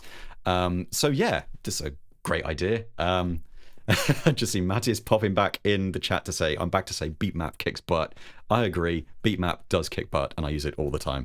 So we've got that. So let's find a nice kind of crunchy drum loop somewhere. Let's go for a sample. Let's go for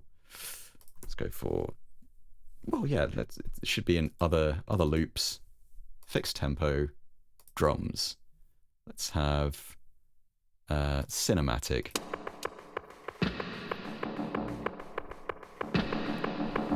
Well, that's 95 BPM. Let's try something that's a bit.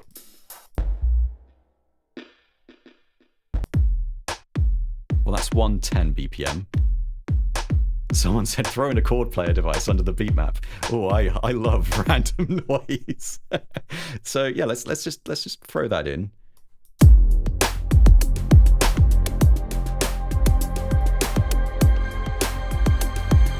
So that's automatically, well, this is how it worked in previous versions of Reason, but with this, because the tempo data is already embedded in the audio file. So say we wanted to drag in some audio. I don't actually have any audio that doesn't have tempo data embedded in it. So I should mention once again that drum kit that's here, that's one of the many patches included with Reason Plus. I figured it's not really cheating if I made it. I'm not really feeling that so much, so I feel like it'd be good to have like a busier kind of maybe just that'll do. I'm not sure how that's going to sound in the context of this track, but here we go.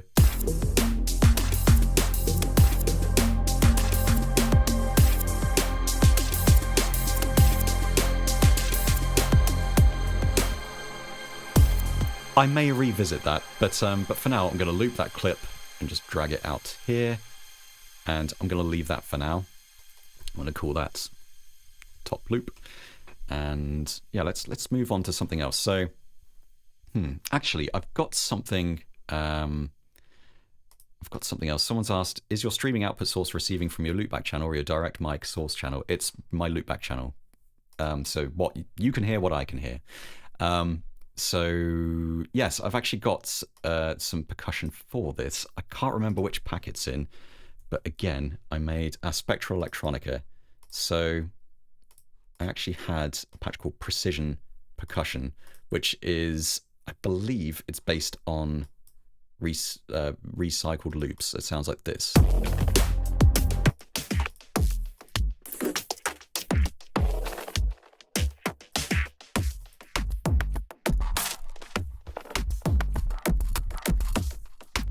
So I think if I stick a high-pass filter on that, I can just use that as a strictly percussive thing.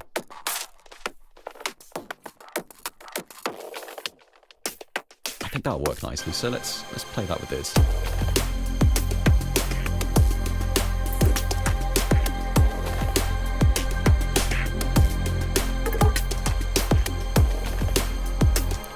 I'm going to turn off enable loop playback there and right click and copy that loop to the track. And I'm just going to move that to the combinator track. I don't need a separate track for that. And what I'm going to do here is I'm going to set that to loop. So we're missing, because there's quite a distinct sort of that sound at the end there. Somebody said I need to do a stream on how to make the sound of that sound. It's actually, I can't remember the name of the reactor ensemble I used, but yeah, it's by a company called Blink Sonic. If you've not heard of them, check them out. They've created some incredible ensembles for Reactor if you're a Reactor user. And I used it all over the place for this. Yeah, it's fantastic. Yeah, I think I'll use that instead of that top loop. I'll just get rid of that.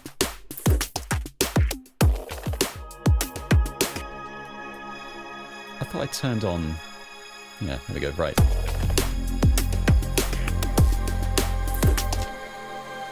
So one thing I would like to do is pop over to the rack again for this bass patch, and I'm going to add an instance of the sidechain tool. So that's going to...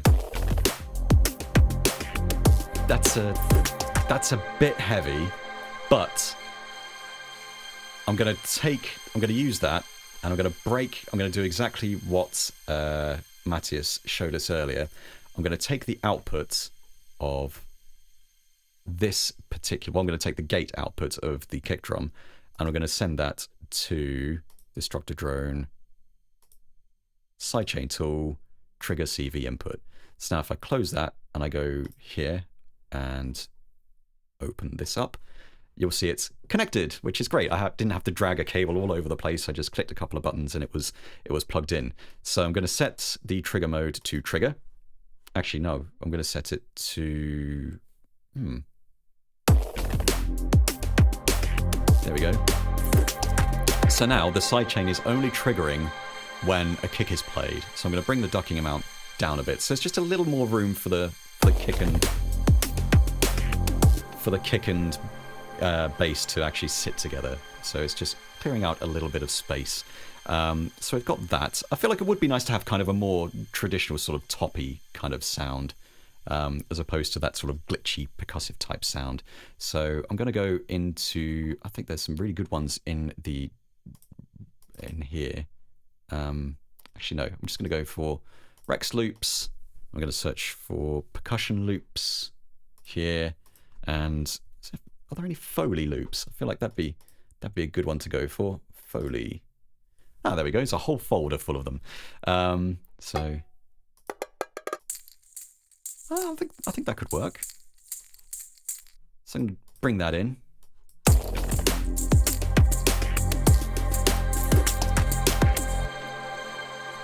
Oops.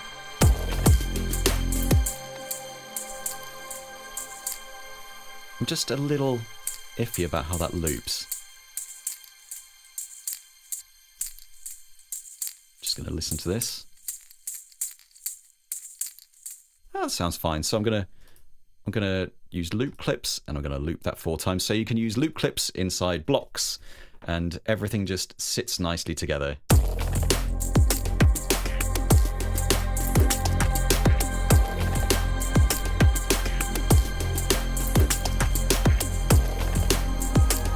So I feel like now we've got a few percussive elements here.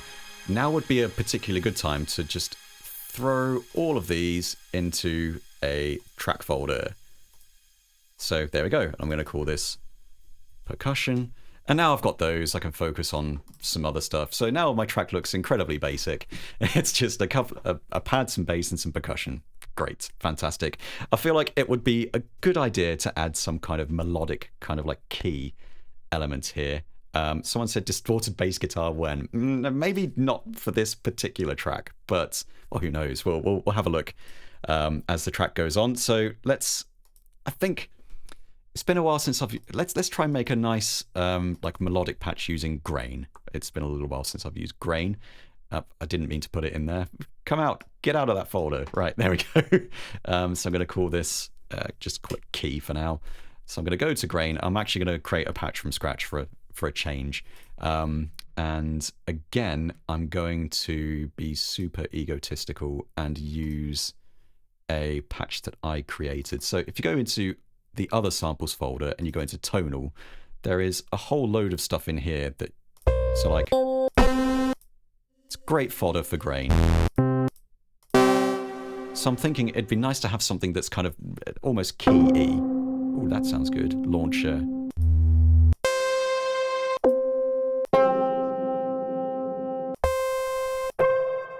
That's what I want. That's what I want. Right. Okay, so I'm going to leave that as it is and turn the browser off. So that's already got some reverb kind of baked into the sample already, which is fine. We can play with that. I don't want it to loop. I just want it to play once. So that's quite simple. Let's have it the pan spread a bit and the pitch jitter a bit. Great. Someone says, why do people hit tab and rewire the back? I'd say it's kind of one of Reason's key strengths is because you can connect anything to anything else. So as I showed just now, you can use the outputs of a drum channel to control the sidechain inputs of the sidechain tool. But yeah, so that's a nice straightforward sound. I'm going to use envelope 3 here. I'm going to use that to control the pitch. Just at the moment, this will sound ridiculous. Oh yeah, laser. So let's turn that off. But I want it to give it a bit of a pluck. Maybe not that much.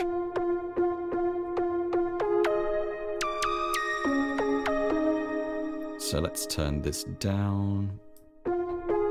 So it's just got a little bit of a kind of plucky attack without kind of affecting the amplitude of the patch.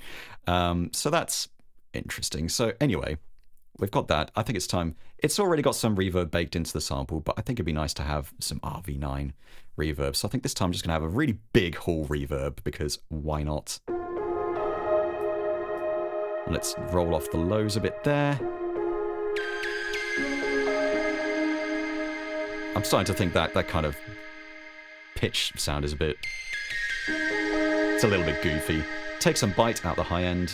Well, maybe I will. I'll just roll off the highs a bit there. And I'm going to leave the width as it is. And actually, I'm probably just going to leave that. I'm not going to... It would be cool to have some more of an obvious effecty kind of reverb. So I am going to add another instance of the RV-9, and I'm just gonna browse. Let's have a look.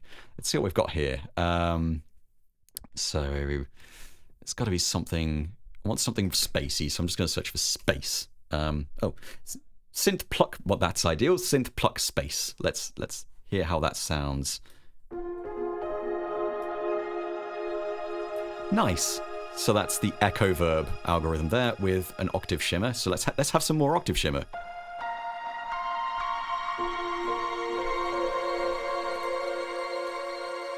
I think what would be useful there actually is if I was using the ducking here. So what ducking means is essentially when the level of the input signal goes over a certain amount, it will cause one of these three things to reduce.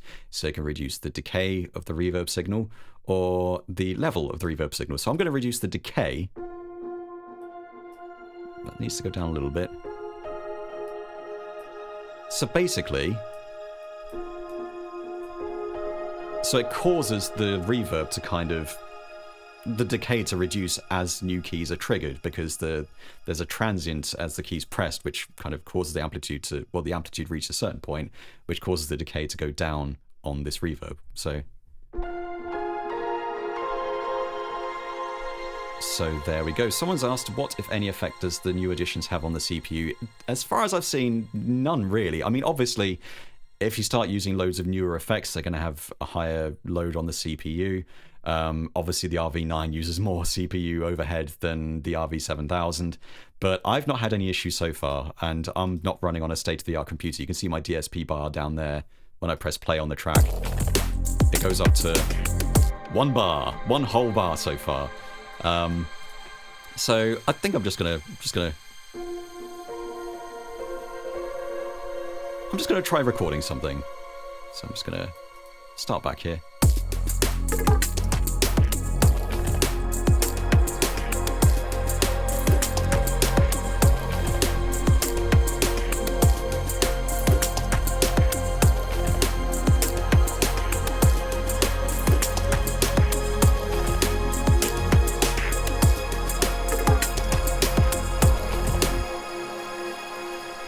So I'm going to quantize that because I don't have record quantize turned on.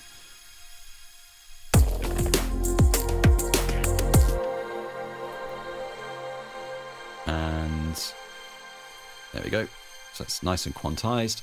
I might drag these up, the velocity up a bit.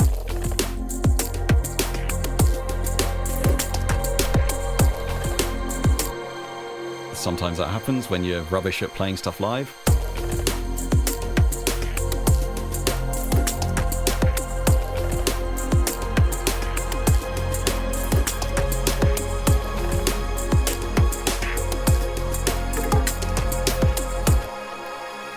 I feel like it might be nice later in the track. This is the problem with having lots of reverb going on at the same time. You're going to end up with huge washes of sound every time you create a new track or you stop everything playing. So I'm just going to go in here and I'm going to go to Edit, Note Tools, Transpose, and just transpose everything up 1 octave.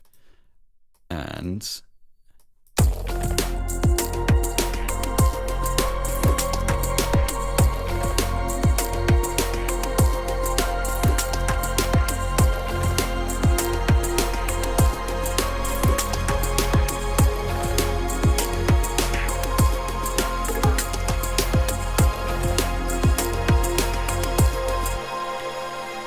okay, so now we've got that. I feel like having the octave notes like really hard on the same at the same place is not really what I want. So I'm going to use the Groove Mixer here. I've set the higher octave to Groove Mixer channel A1, and I'm going to edit A1 and adjust the random timing ticks to about 15 ticks.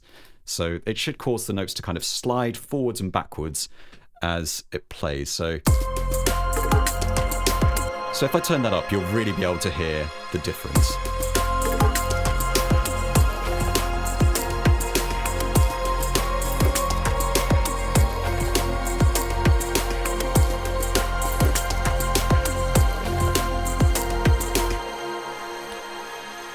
I might dial that whole reverb back a bit just because it is a bit much at the moment. I mean, I'm a fan of big, ridiculous reverb, but yeah.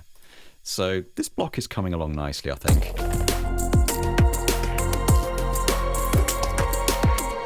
So I feel like it'd be good to have maybe a couple of extra elements, and then we'll kind of work backwards from there.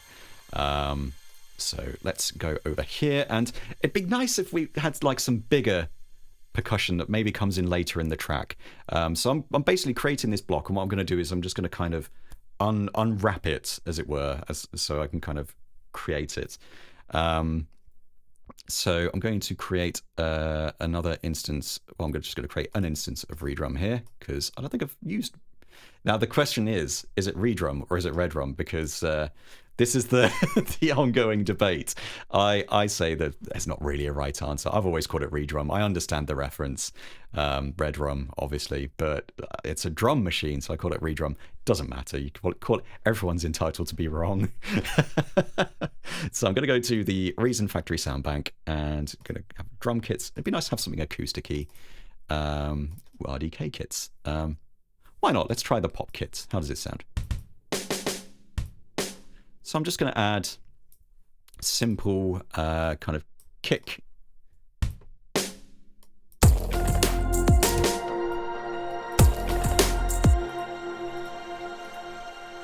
In fact, why am I doing it like this when I could just do that and loop it? Because it's going to stay the same anyway. So let's go to the rack view and I think that snare needs a lot of reverb on it. So I'm going to route to a new mix channel, and that's popped up over here as mix channel 2. And I'm going to add another instance of RV-9. And this one, I want this to be just a big reverb. Maybe not 20 seconds, but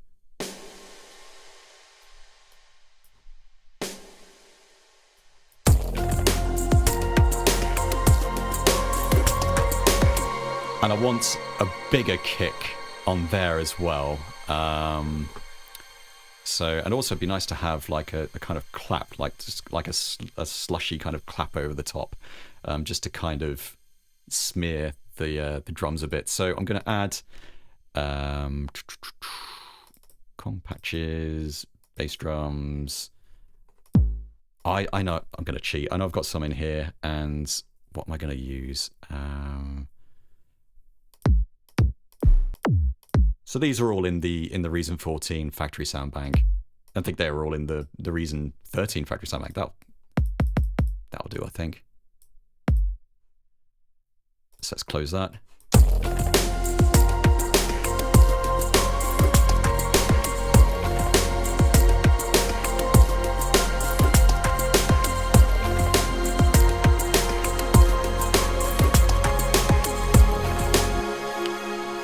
And let's add a new note lane, so I can just stick some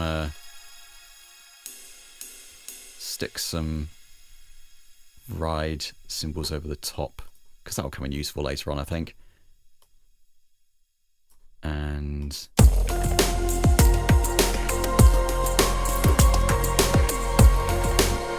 someone has said, does that decay shorten the reverb tails as well, or just extend them? I mean, you can go really, really short with the reverb tails. So that goes down to 0.22 seconds. Unless you mean if you're using ducking, in which case that causes the reverb decay to go down every time the audio reaches a certain threshold, or it goes down in relation to the audio as it plays. So I'm just going to turn that off. In fact, that's not a bad idea. I'm going to call this Pop Kit Snare, so it's got a sensible name, and this is Snare Verb. So that will cause the decay to duck when a snare plays.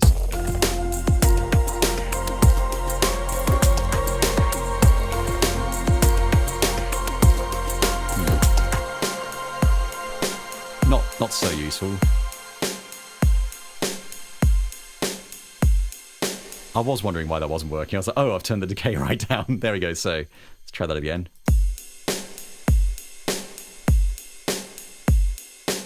So that will help to kind of tame the snare reverb. So every time a new snare drum hits, it will cause the decay of the reverb to drop and give a bit more space for the next one that's coming, which is useful.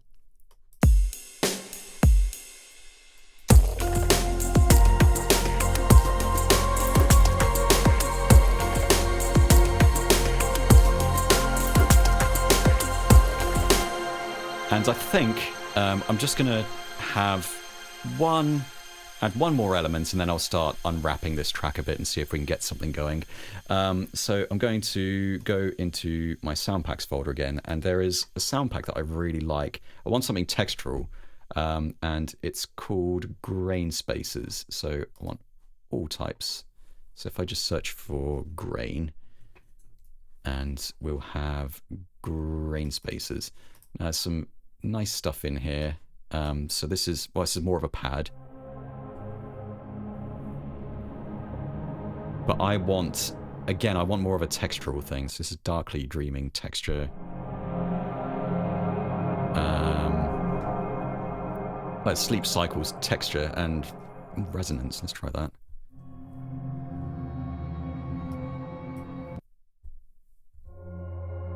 Oh, I think that would work nicely. That'll work, I think, more as kind of like an intro pad sound, I think. So I'm just going to have that as a static F note there, and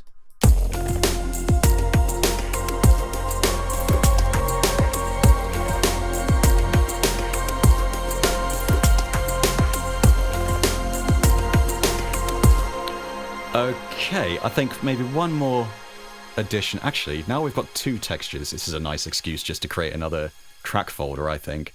So let's create a new track folder, and that can be called Textures. So now we've got textures, we've got percussion. I'm going to be looking at the percussion in a second. So it's not the most complicated track, but you know, we'll see how it goes.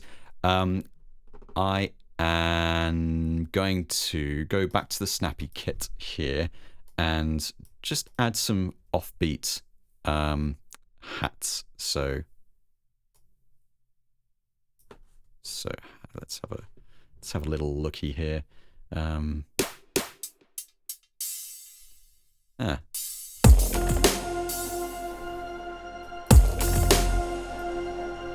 we go.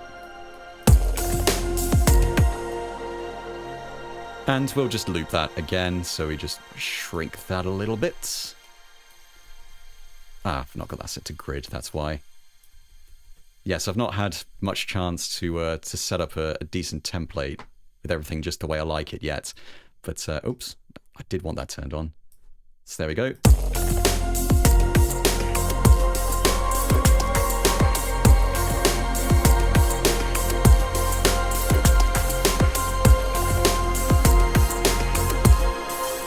Let's just turn that down a little bit.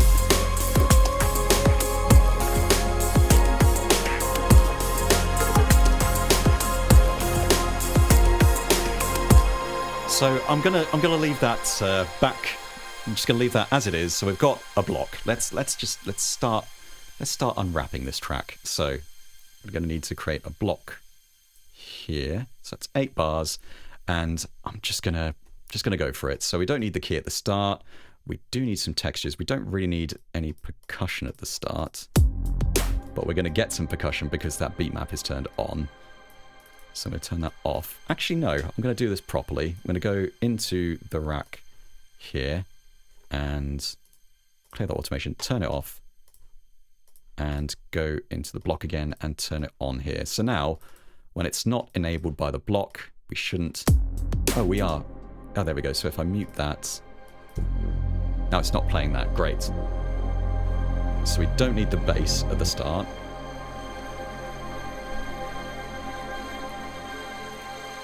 So I think it'd be cool if we had that that shimmery reverb coming in as the track progresses. So let's just have that start off dry and progressively change there. So let's have 2 blocks like that. So now we're just getting mostly that sleep cycles texture playing there. In fact, I'm not going to keep that in the loop. I'm going to take that out of the block rather, so I can stretch that there. And this is an instance where MIDI chase notes come in really useful. There we go.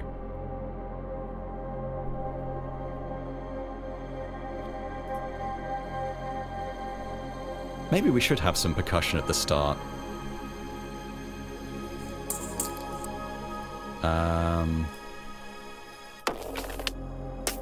Maybe not precision. Maybe just have...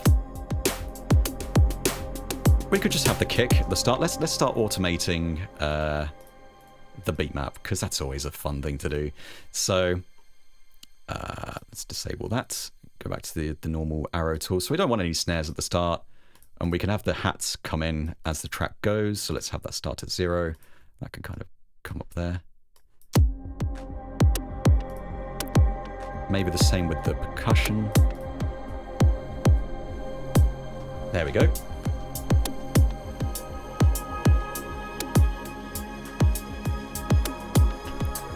So the drums are just kind of coming in.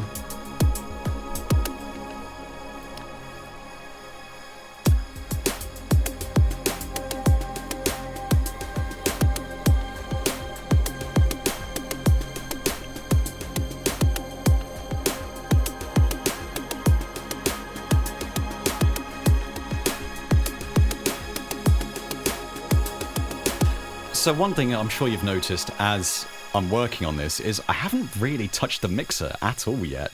I mean, I'm sure I will. In fact, I'm going to right now because I want that nebula texture. I'm going to automate the low pass filter as that comes in. So as we were talking about, well, actually a low pass filter. So I turn that on, go to edit automation, and I'll just go back to here. So yeah, that's one thing that we were talking about earlier, is this idea that your way of working might not be the Reason 14 way of working. And for me, I like to have the mixer in a separate window. Someone said the dark mixer UI is nice, so let's have another look at that. Yeah, it's nice, isn't it? In fact, I'm going to call this top E perk, and I'm going to get rid of the run on the end of that. And that's fine. Acres of glass. That's weird. have added a device and forgotten about it somewhere. So I'm just going to get rid of that mix channel because I don't need it. Oh, it was when I was testing it earlier. That's fine. So there we go. Yeah, sorry, I feel like I'm not making a big enough deal of the mixer. It's great. I really like it. Let's zoom in on it a little bit so we can. Yeah, it's absolutely lovely. It's almost a shame that it's almost a shame that you spend less time in the mixer now because it looks really good. So let's go back to the sequencer. I feel like now would be a good place to have like a little kind of just a little fill in here. So what I might do is just go nuts. I'm just going to well, I was going to adjust the map position, but I've realized you can't actually do that. So I'm going to disable the beat map for this little bit here. So beat map can be turned off here. And I'm going to manually program some drums here. Oops, and...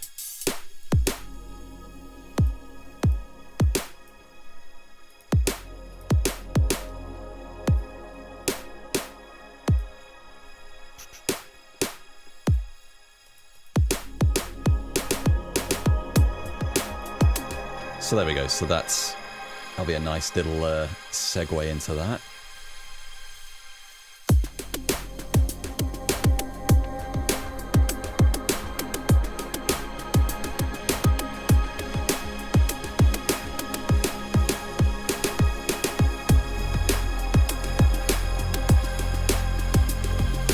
I feel like with that fill, we probably need some extra percussion, and let's bring in that toppy percussion as well.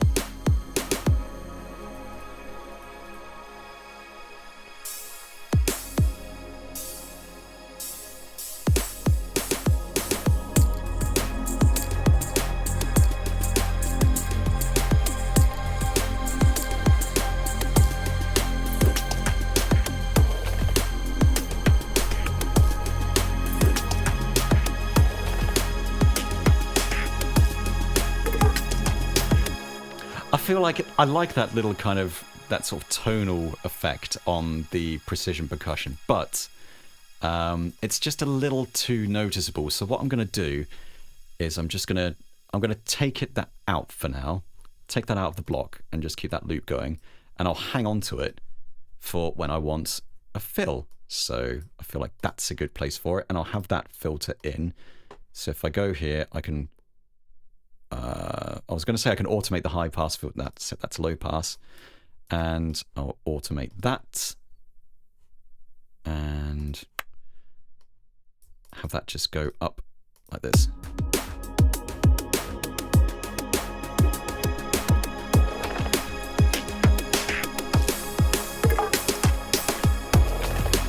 There we go. Right.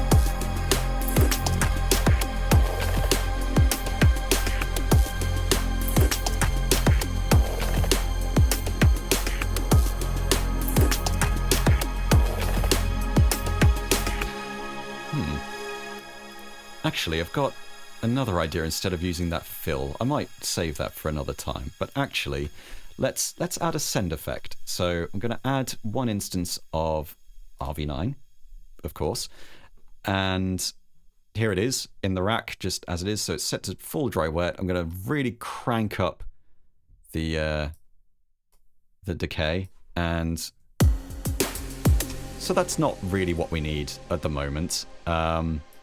And someone mentioned adding some sidechain to something. I already added space, but let's add it to this like. So I'm going to edit that send effect. Actually, I'm going to clear that for now. I'm going to edit the automation on this send effect and have it kind of come in just before that transition.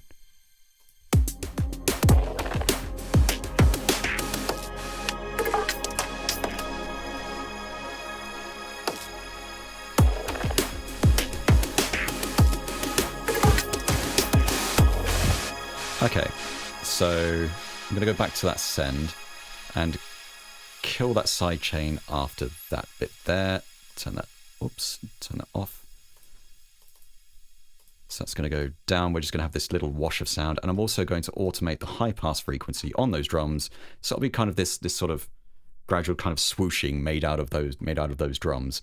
So if I go back to the Snappy Kit, and I will have to go to the mixer for this, and let's go for Snappy Kit, turn on the high pass filter and edit automation, and then we'll just drag that up and select adjust alien clips to lane.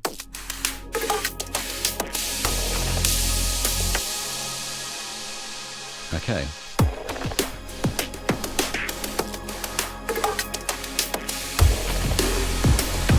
Whoops. Let's not have that carry on.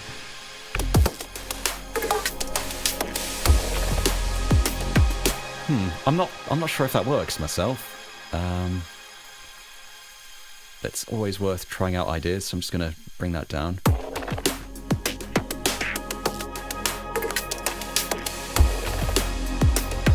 Yeah, I think I preferred it how it was originally, to be honest with you. But I'll hang on to that. That's kind of a nice thing I can hang on to. I like the little fill I had there.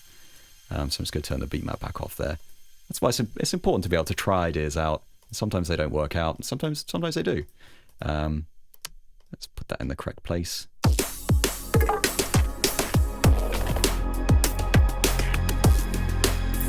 And there we go.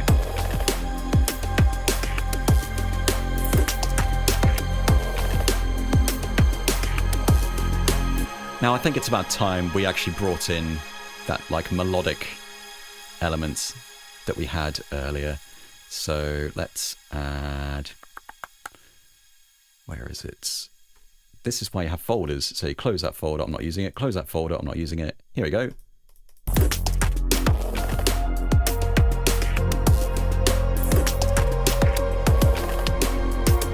Don't know what happened there.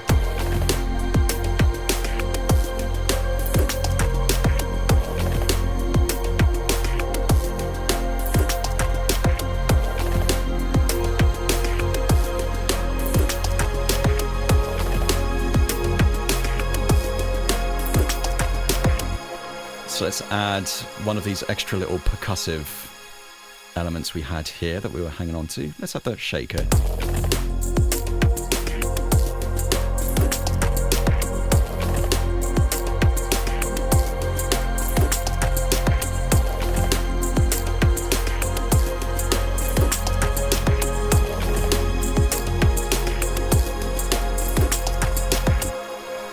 So we've got a little bit of progression going on there.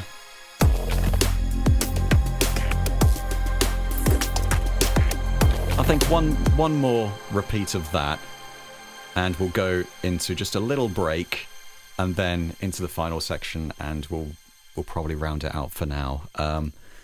So it's not, like I said, it's not the fanciest or most complex track, but bear in mind how long it's taken me to get this far is I think it's quite remarkable.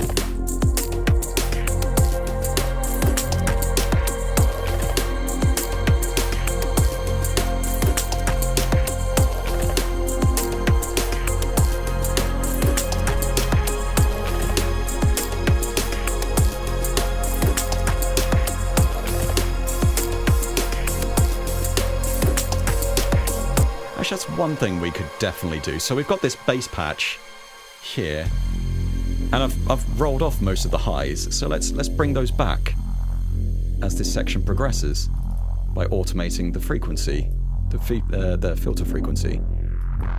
So it'll get more kind of snarly as this section progresses, and then we'll create we'll tweak the bass pattern, I think, in the next section.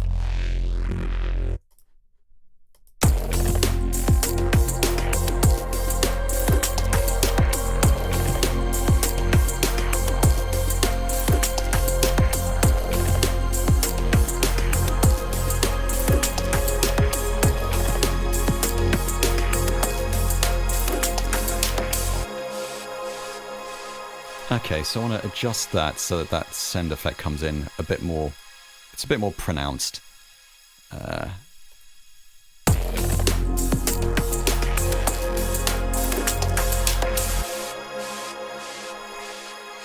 And we'll turn the ducking down here. And I'll add a little, I think I'll add a little riser before that as well, just so we've got a bit of a swoosh and a rise. So I've got just the thing for this. So if you go to sound packs and do a search for riser, risers and sweeps, there we go. So handily, I've made, there we go, nasal riser, that's got to be done. So let's bring that in. So nasal riser, this is kind of an ongoing joke. I've been doing live stream music making sessions for a while now, and ages and ages ago I decided to create a riser using the sound of my nose just going, and yeah, so I created a proper riser out of that sound and put it in a sound pack, and yeah.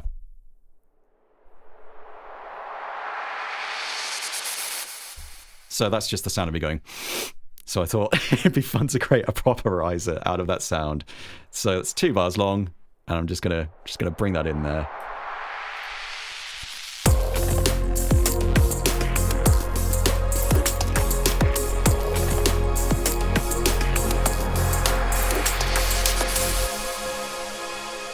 So there we go. And let's bring another block in here. We'll just get rid of the main kind of percussive bits there.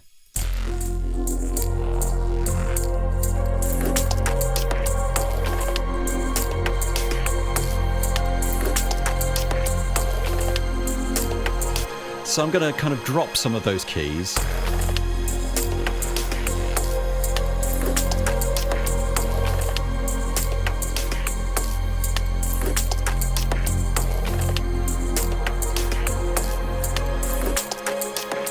Maybe drop that bass out of this section.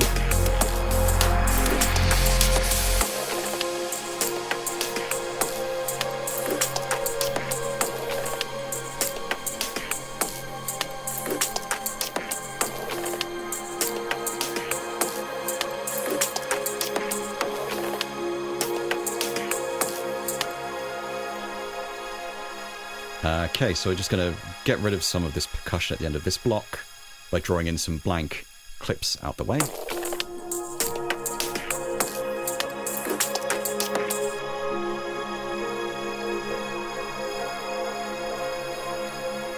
And then we'll go into a final section just using the same block. And I'm going to draw in some extra notes for the bass. I'm just going to unmute everything. Let's get everything going. So this is where that extra kit will come in. I never added a clap for that kit. I'll come back to that.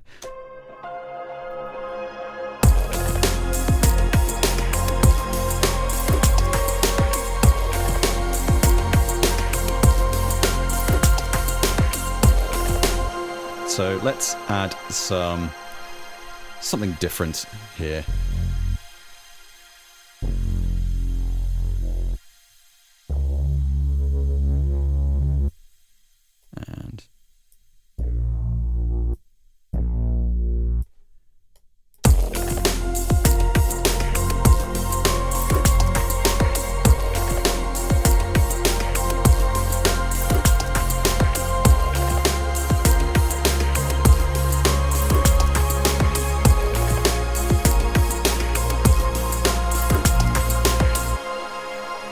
And let's just have that again.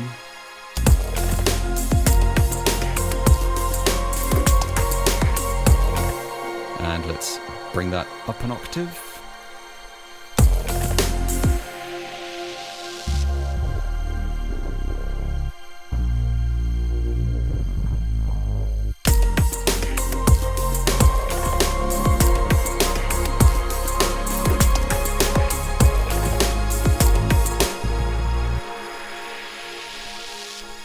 So let's just listen to this section again. I might bring those hats out so there's something else to add as it goes.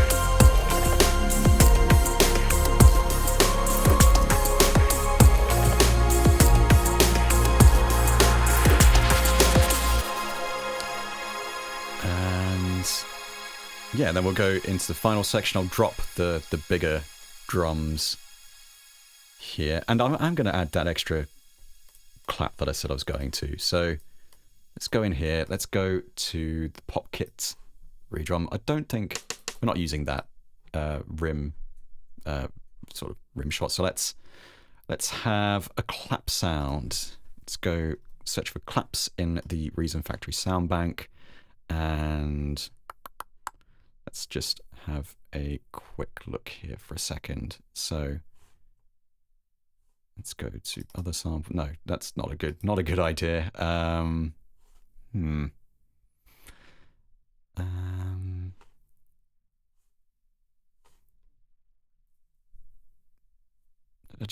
just want a big clapping kind of sound. So let's go clap.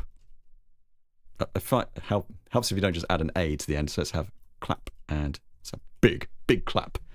That'll do. This is. Oh, actually, no. I'm gonna go back to the clap I had, because I do want it to be. I don't want that one. It's what do I want? No, I'm gonna use that one. There we go. And yeah, so now I'm gonna create a new note lane down here. Actually, just stick it in the block. Why not? Actually, no, let's not. So I want that to basically trigger every time there's a snare. But at the moment it's triggering on exactly the same time as the snare, which isn't really what we want. So again, I'm going to use the groove mixer. So it's going to be a 3. And I'm going to go to the groove mixer, and that's just slide that back. So it should be really pronounced now. So that's a bit too much at the moment. So I'm going to adjust the random timing on A3 to about 13 ticks.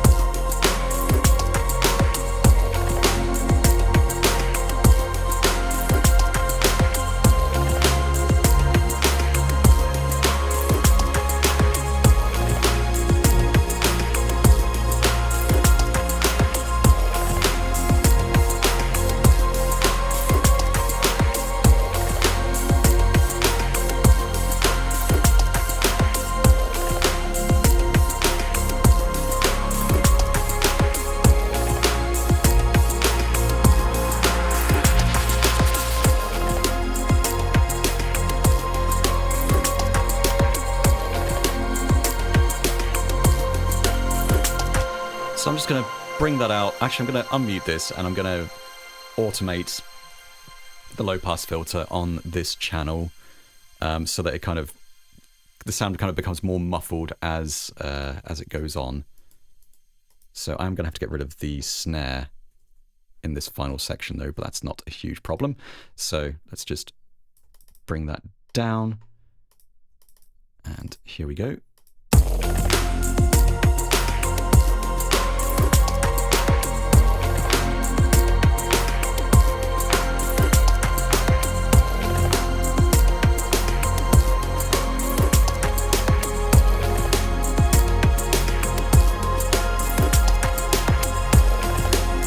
Actually, I feel like the melody needs to stop here.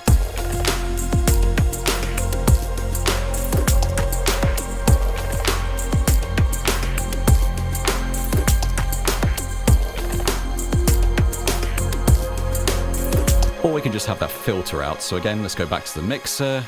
So yeah, this is pretty much my only criticism of Reason 40 at the moment, is I'd like to have control over the low pass filter and high pass filter in the track panel. That's pretty much it. Like, which is a really petty thing to want. So yeah, it's a very good upgrade.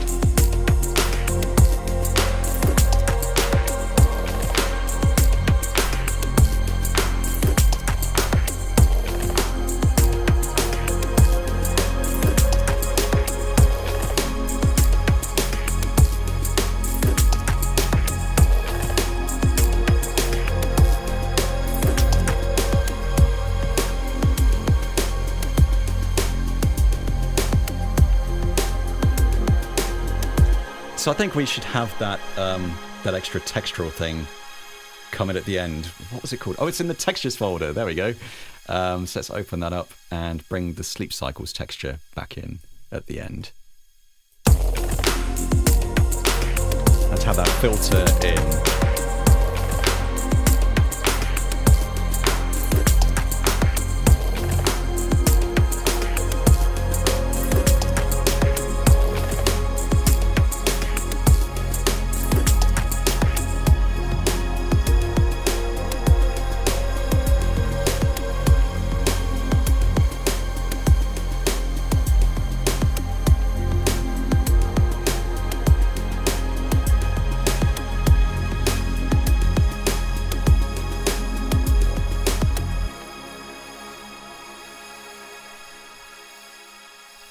I think we're getting closer. Someone said, "Can you open the EQ from the track view and automate from there?" That's not a bad idea. No, you can't. Oh, that's a shame. But that would have been perfect. That's a really good suggestion. So I'm just going to. Oh, I had the filter frequency come up and then, yeah, did nothing with it in this final section.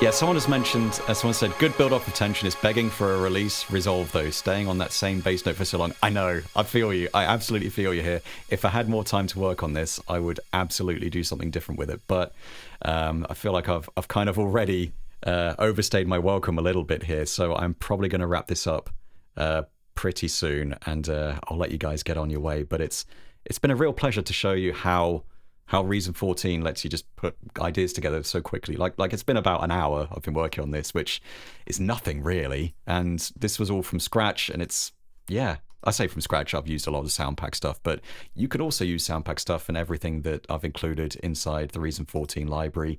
Although you don't have access to the snappy kit that is here in, if you don't have a Reason Plus subscription, there are loads and loads of drum samples that are equally useful in the Reason Factory Sound Bank. I would know. I contributed a bunch of them, so there we go. So yeah, I feel like I need to just have a satisfying fade out here. I feel like the percussion needs to kind of just naturally, yeah. Let's bring the hat density down on this beat map here, and oopsie daisy, and the percussion density down as well. So it just kind of, we lose some of that. And yeah, there we go.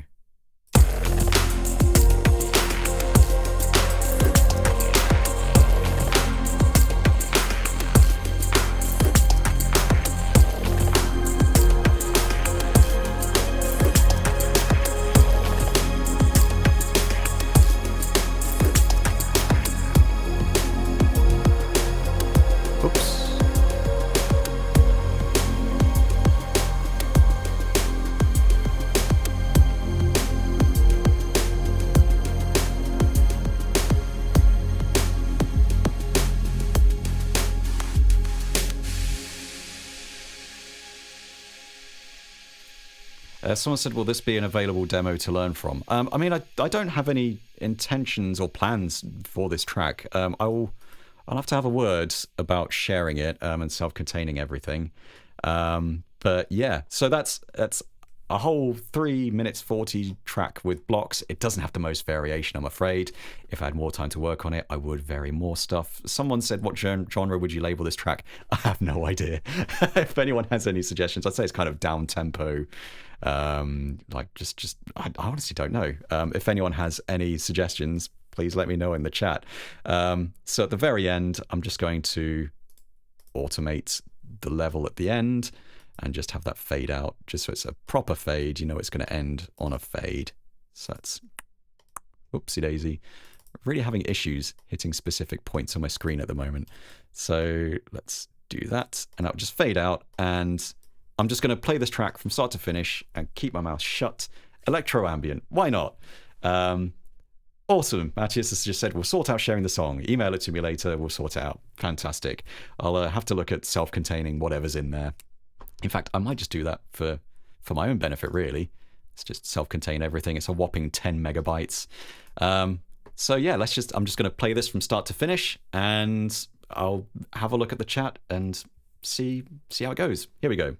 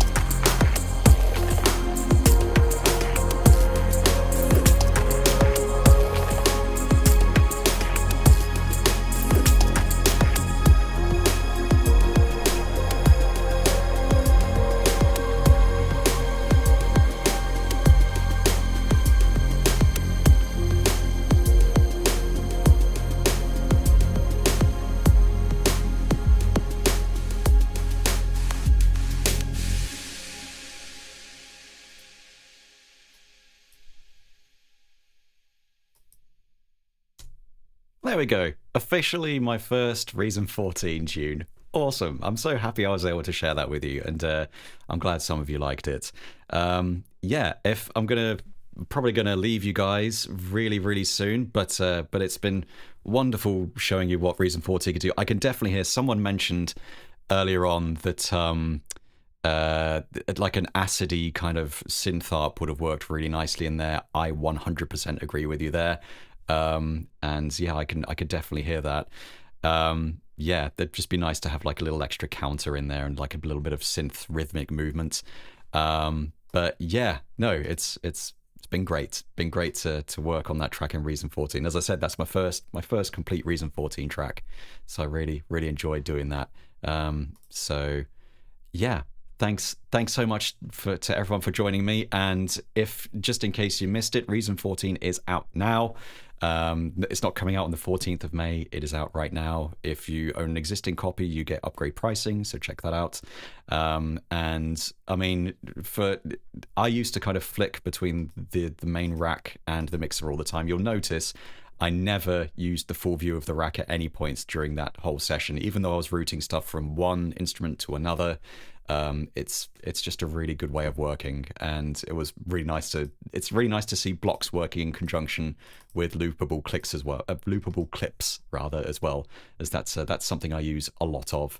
I was just thinking, I'm sure my track was a lot more complicated than this. That's because it's all tucked away nicely in these handy track folders there. So thank you so much everyone for joining me, and I hope you'll write some awesome tunes with Reason 14. I can't wait to hear what people are doing with it. So yeah, thanks so much for joining me and Mattias earlier, and I hope you have an awesome time with Reason 14. All right, take it easy. See you around. Bye bye.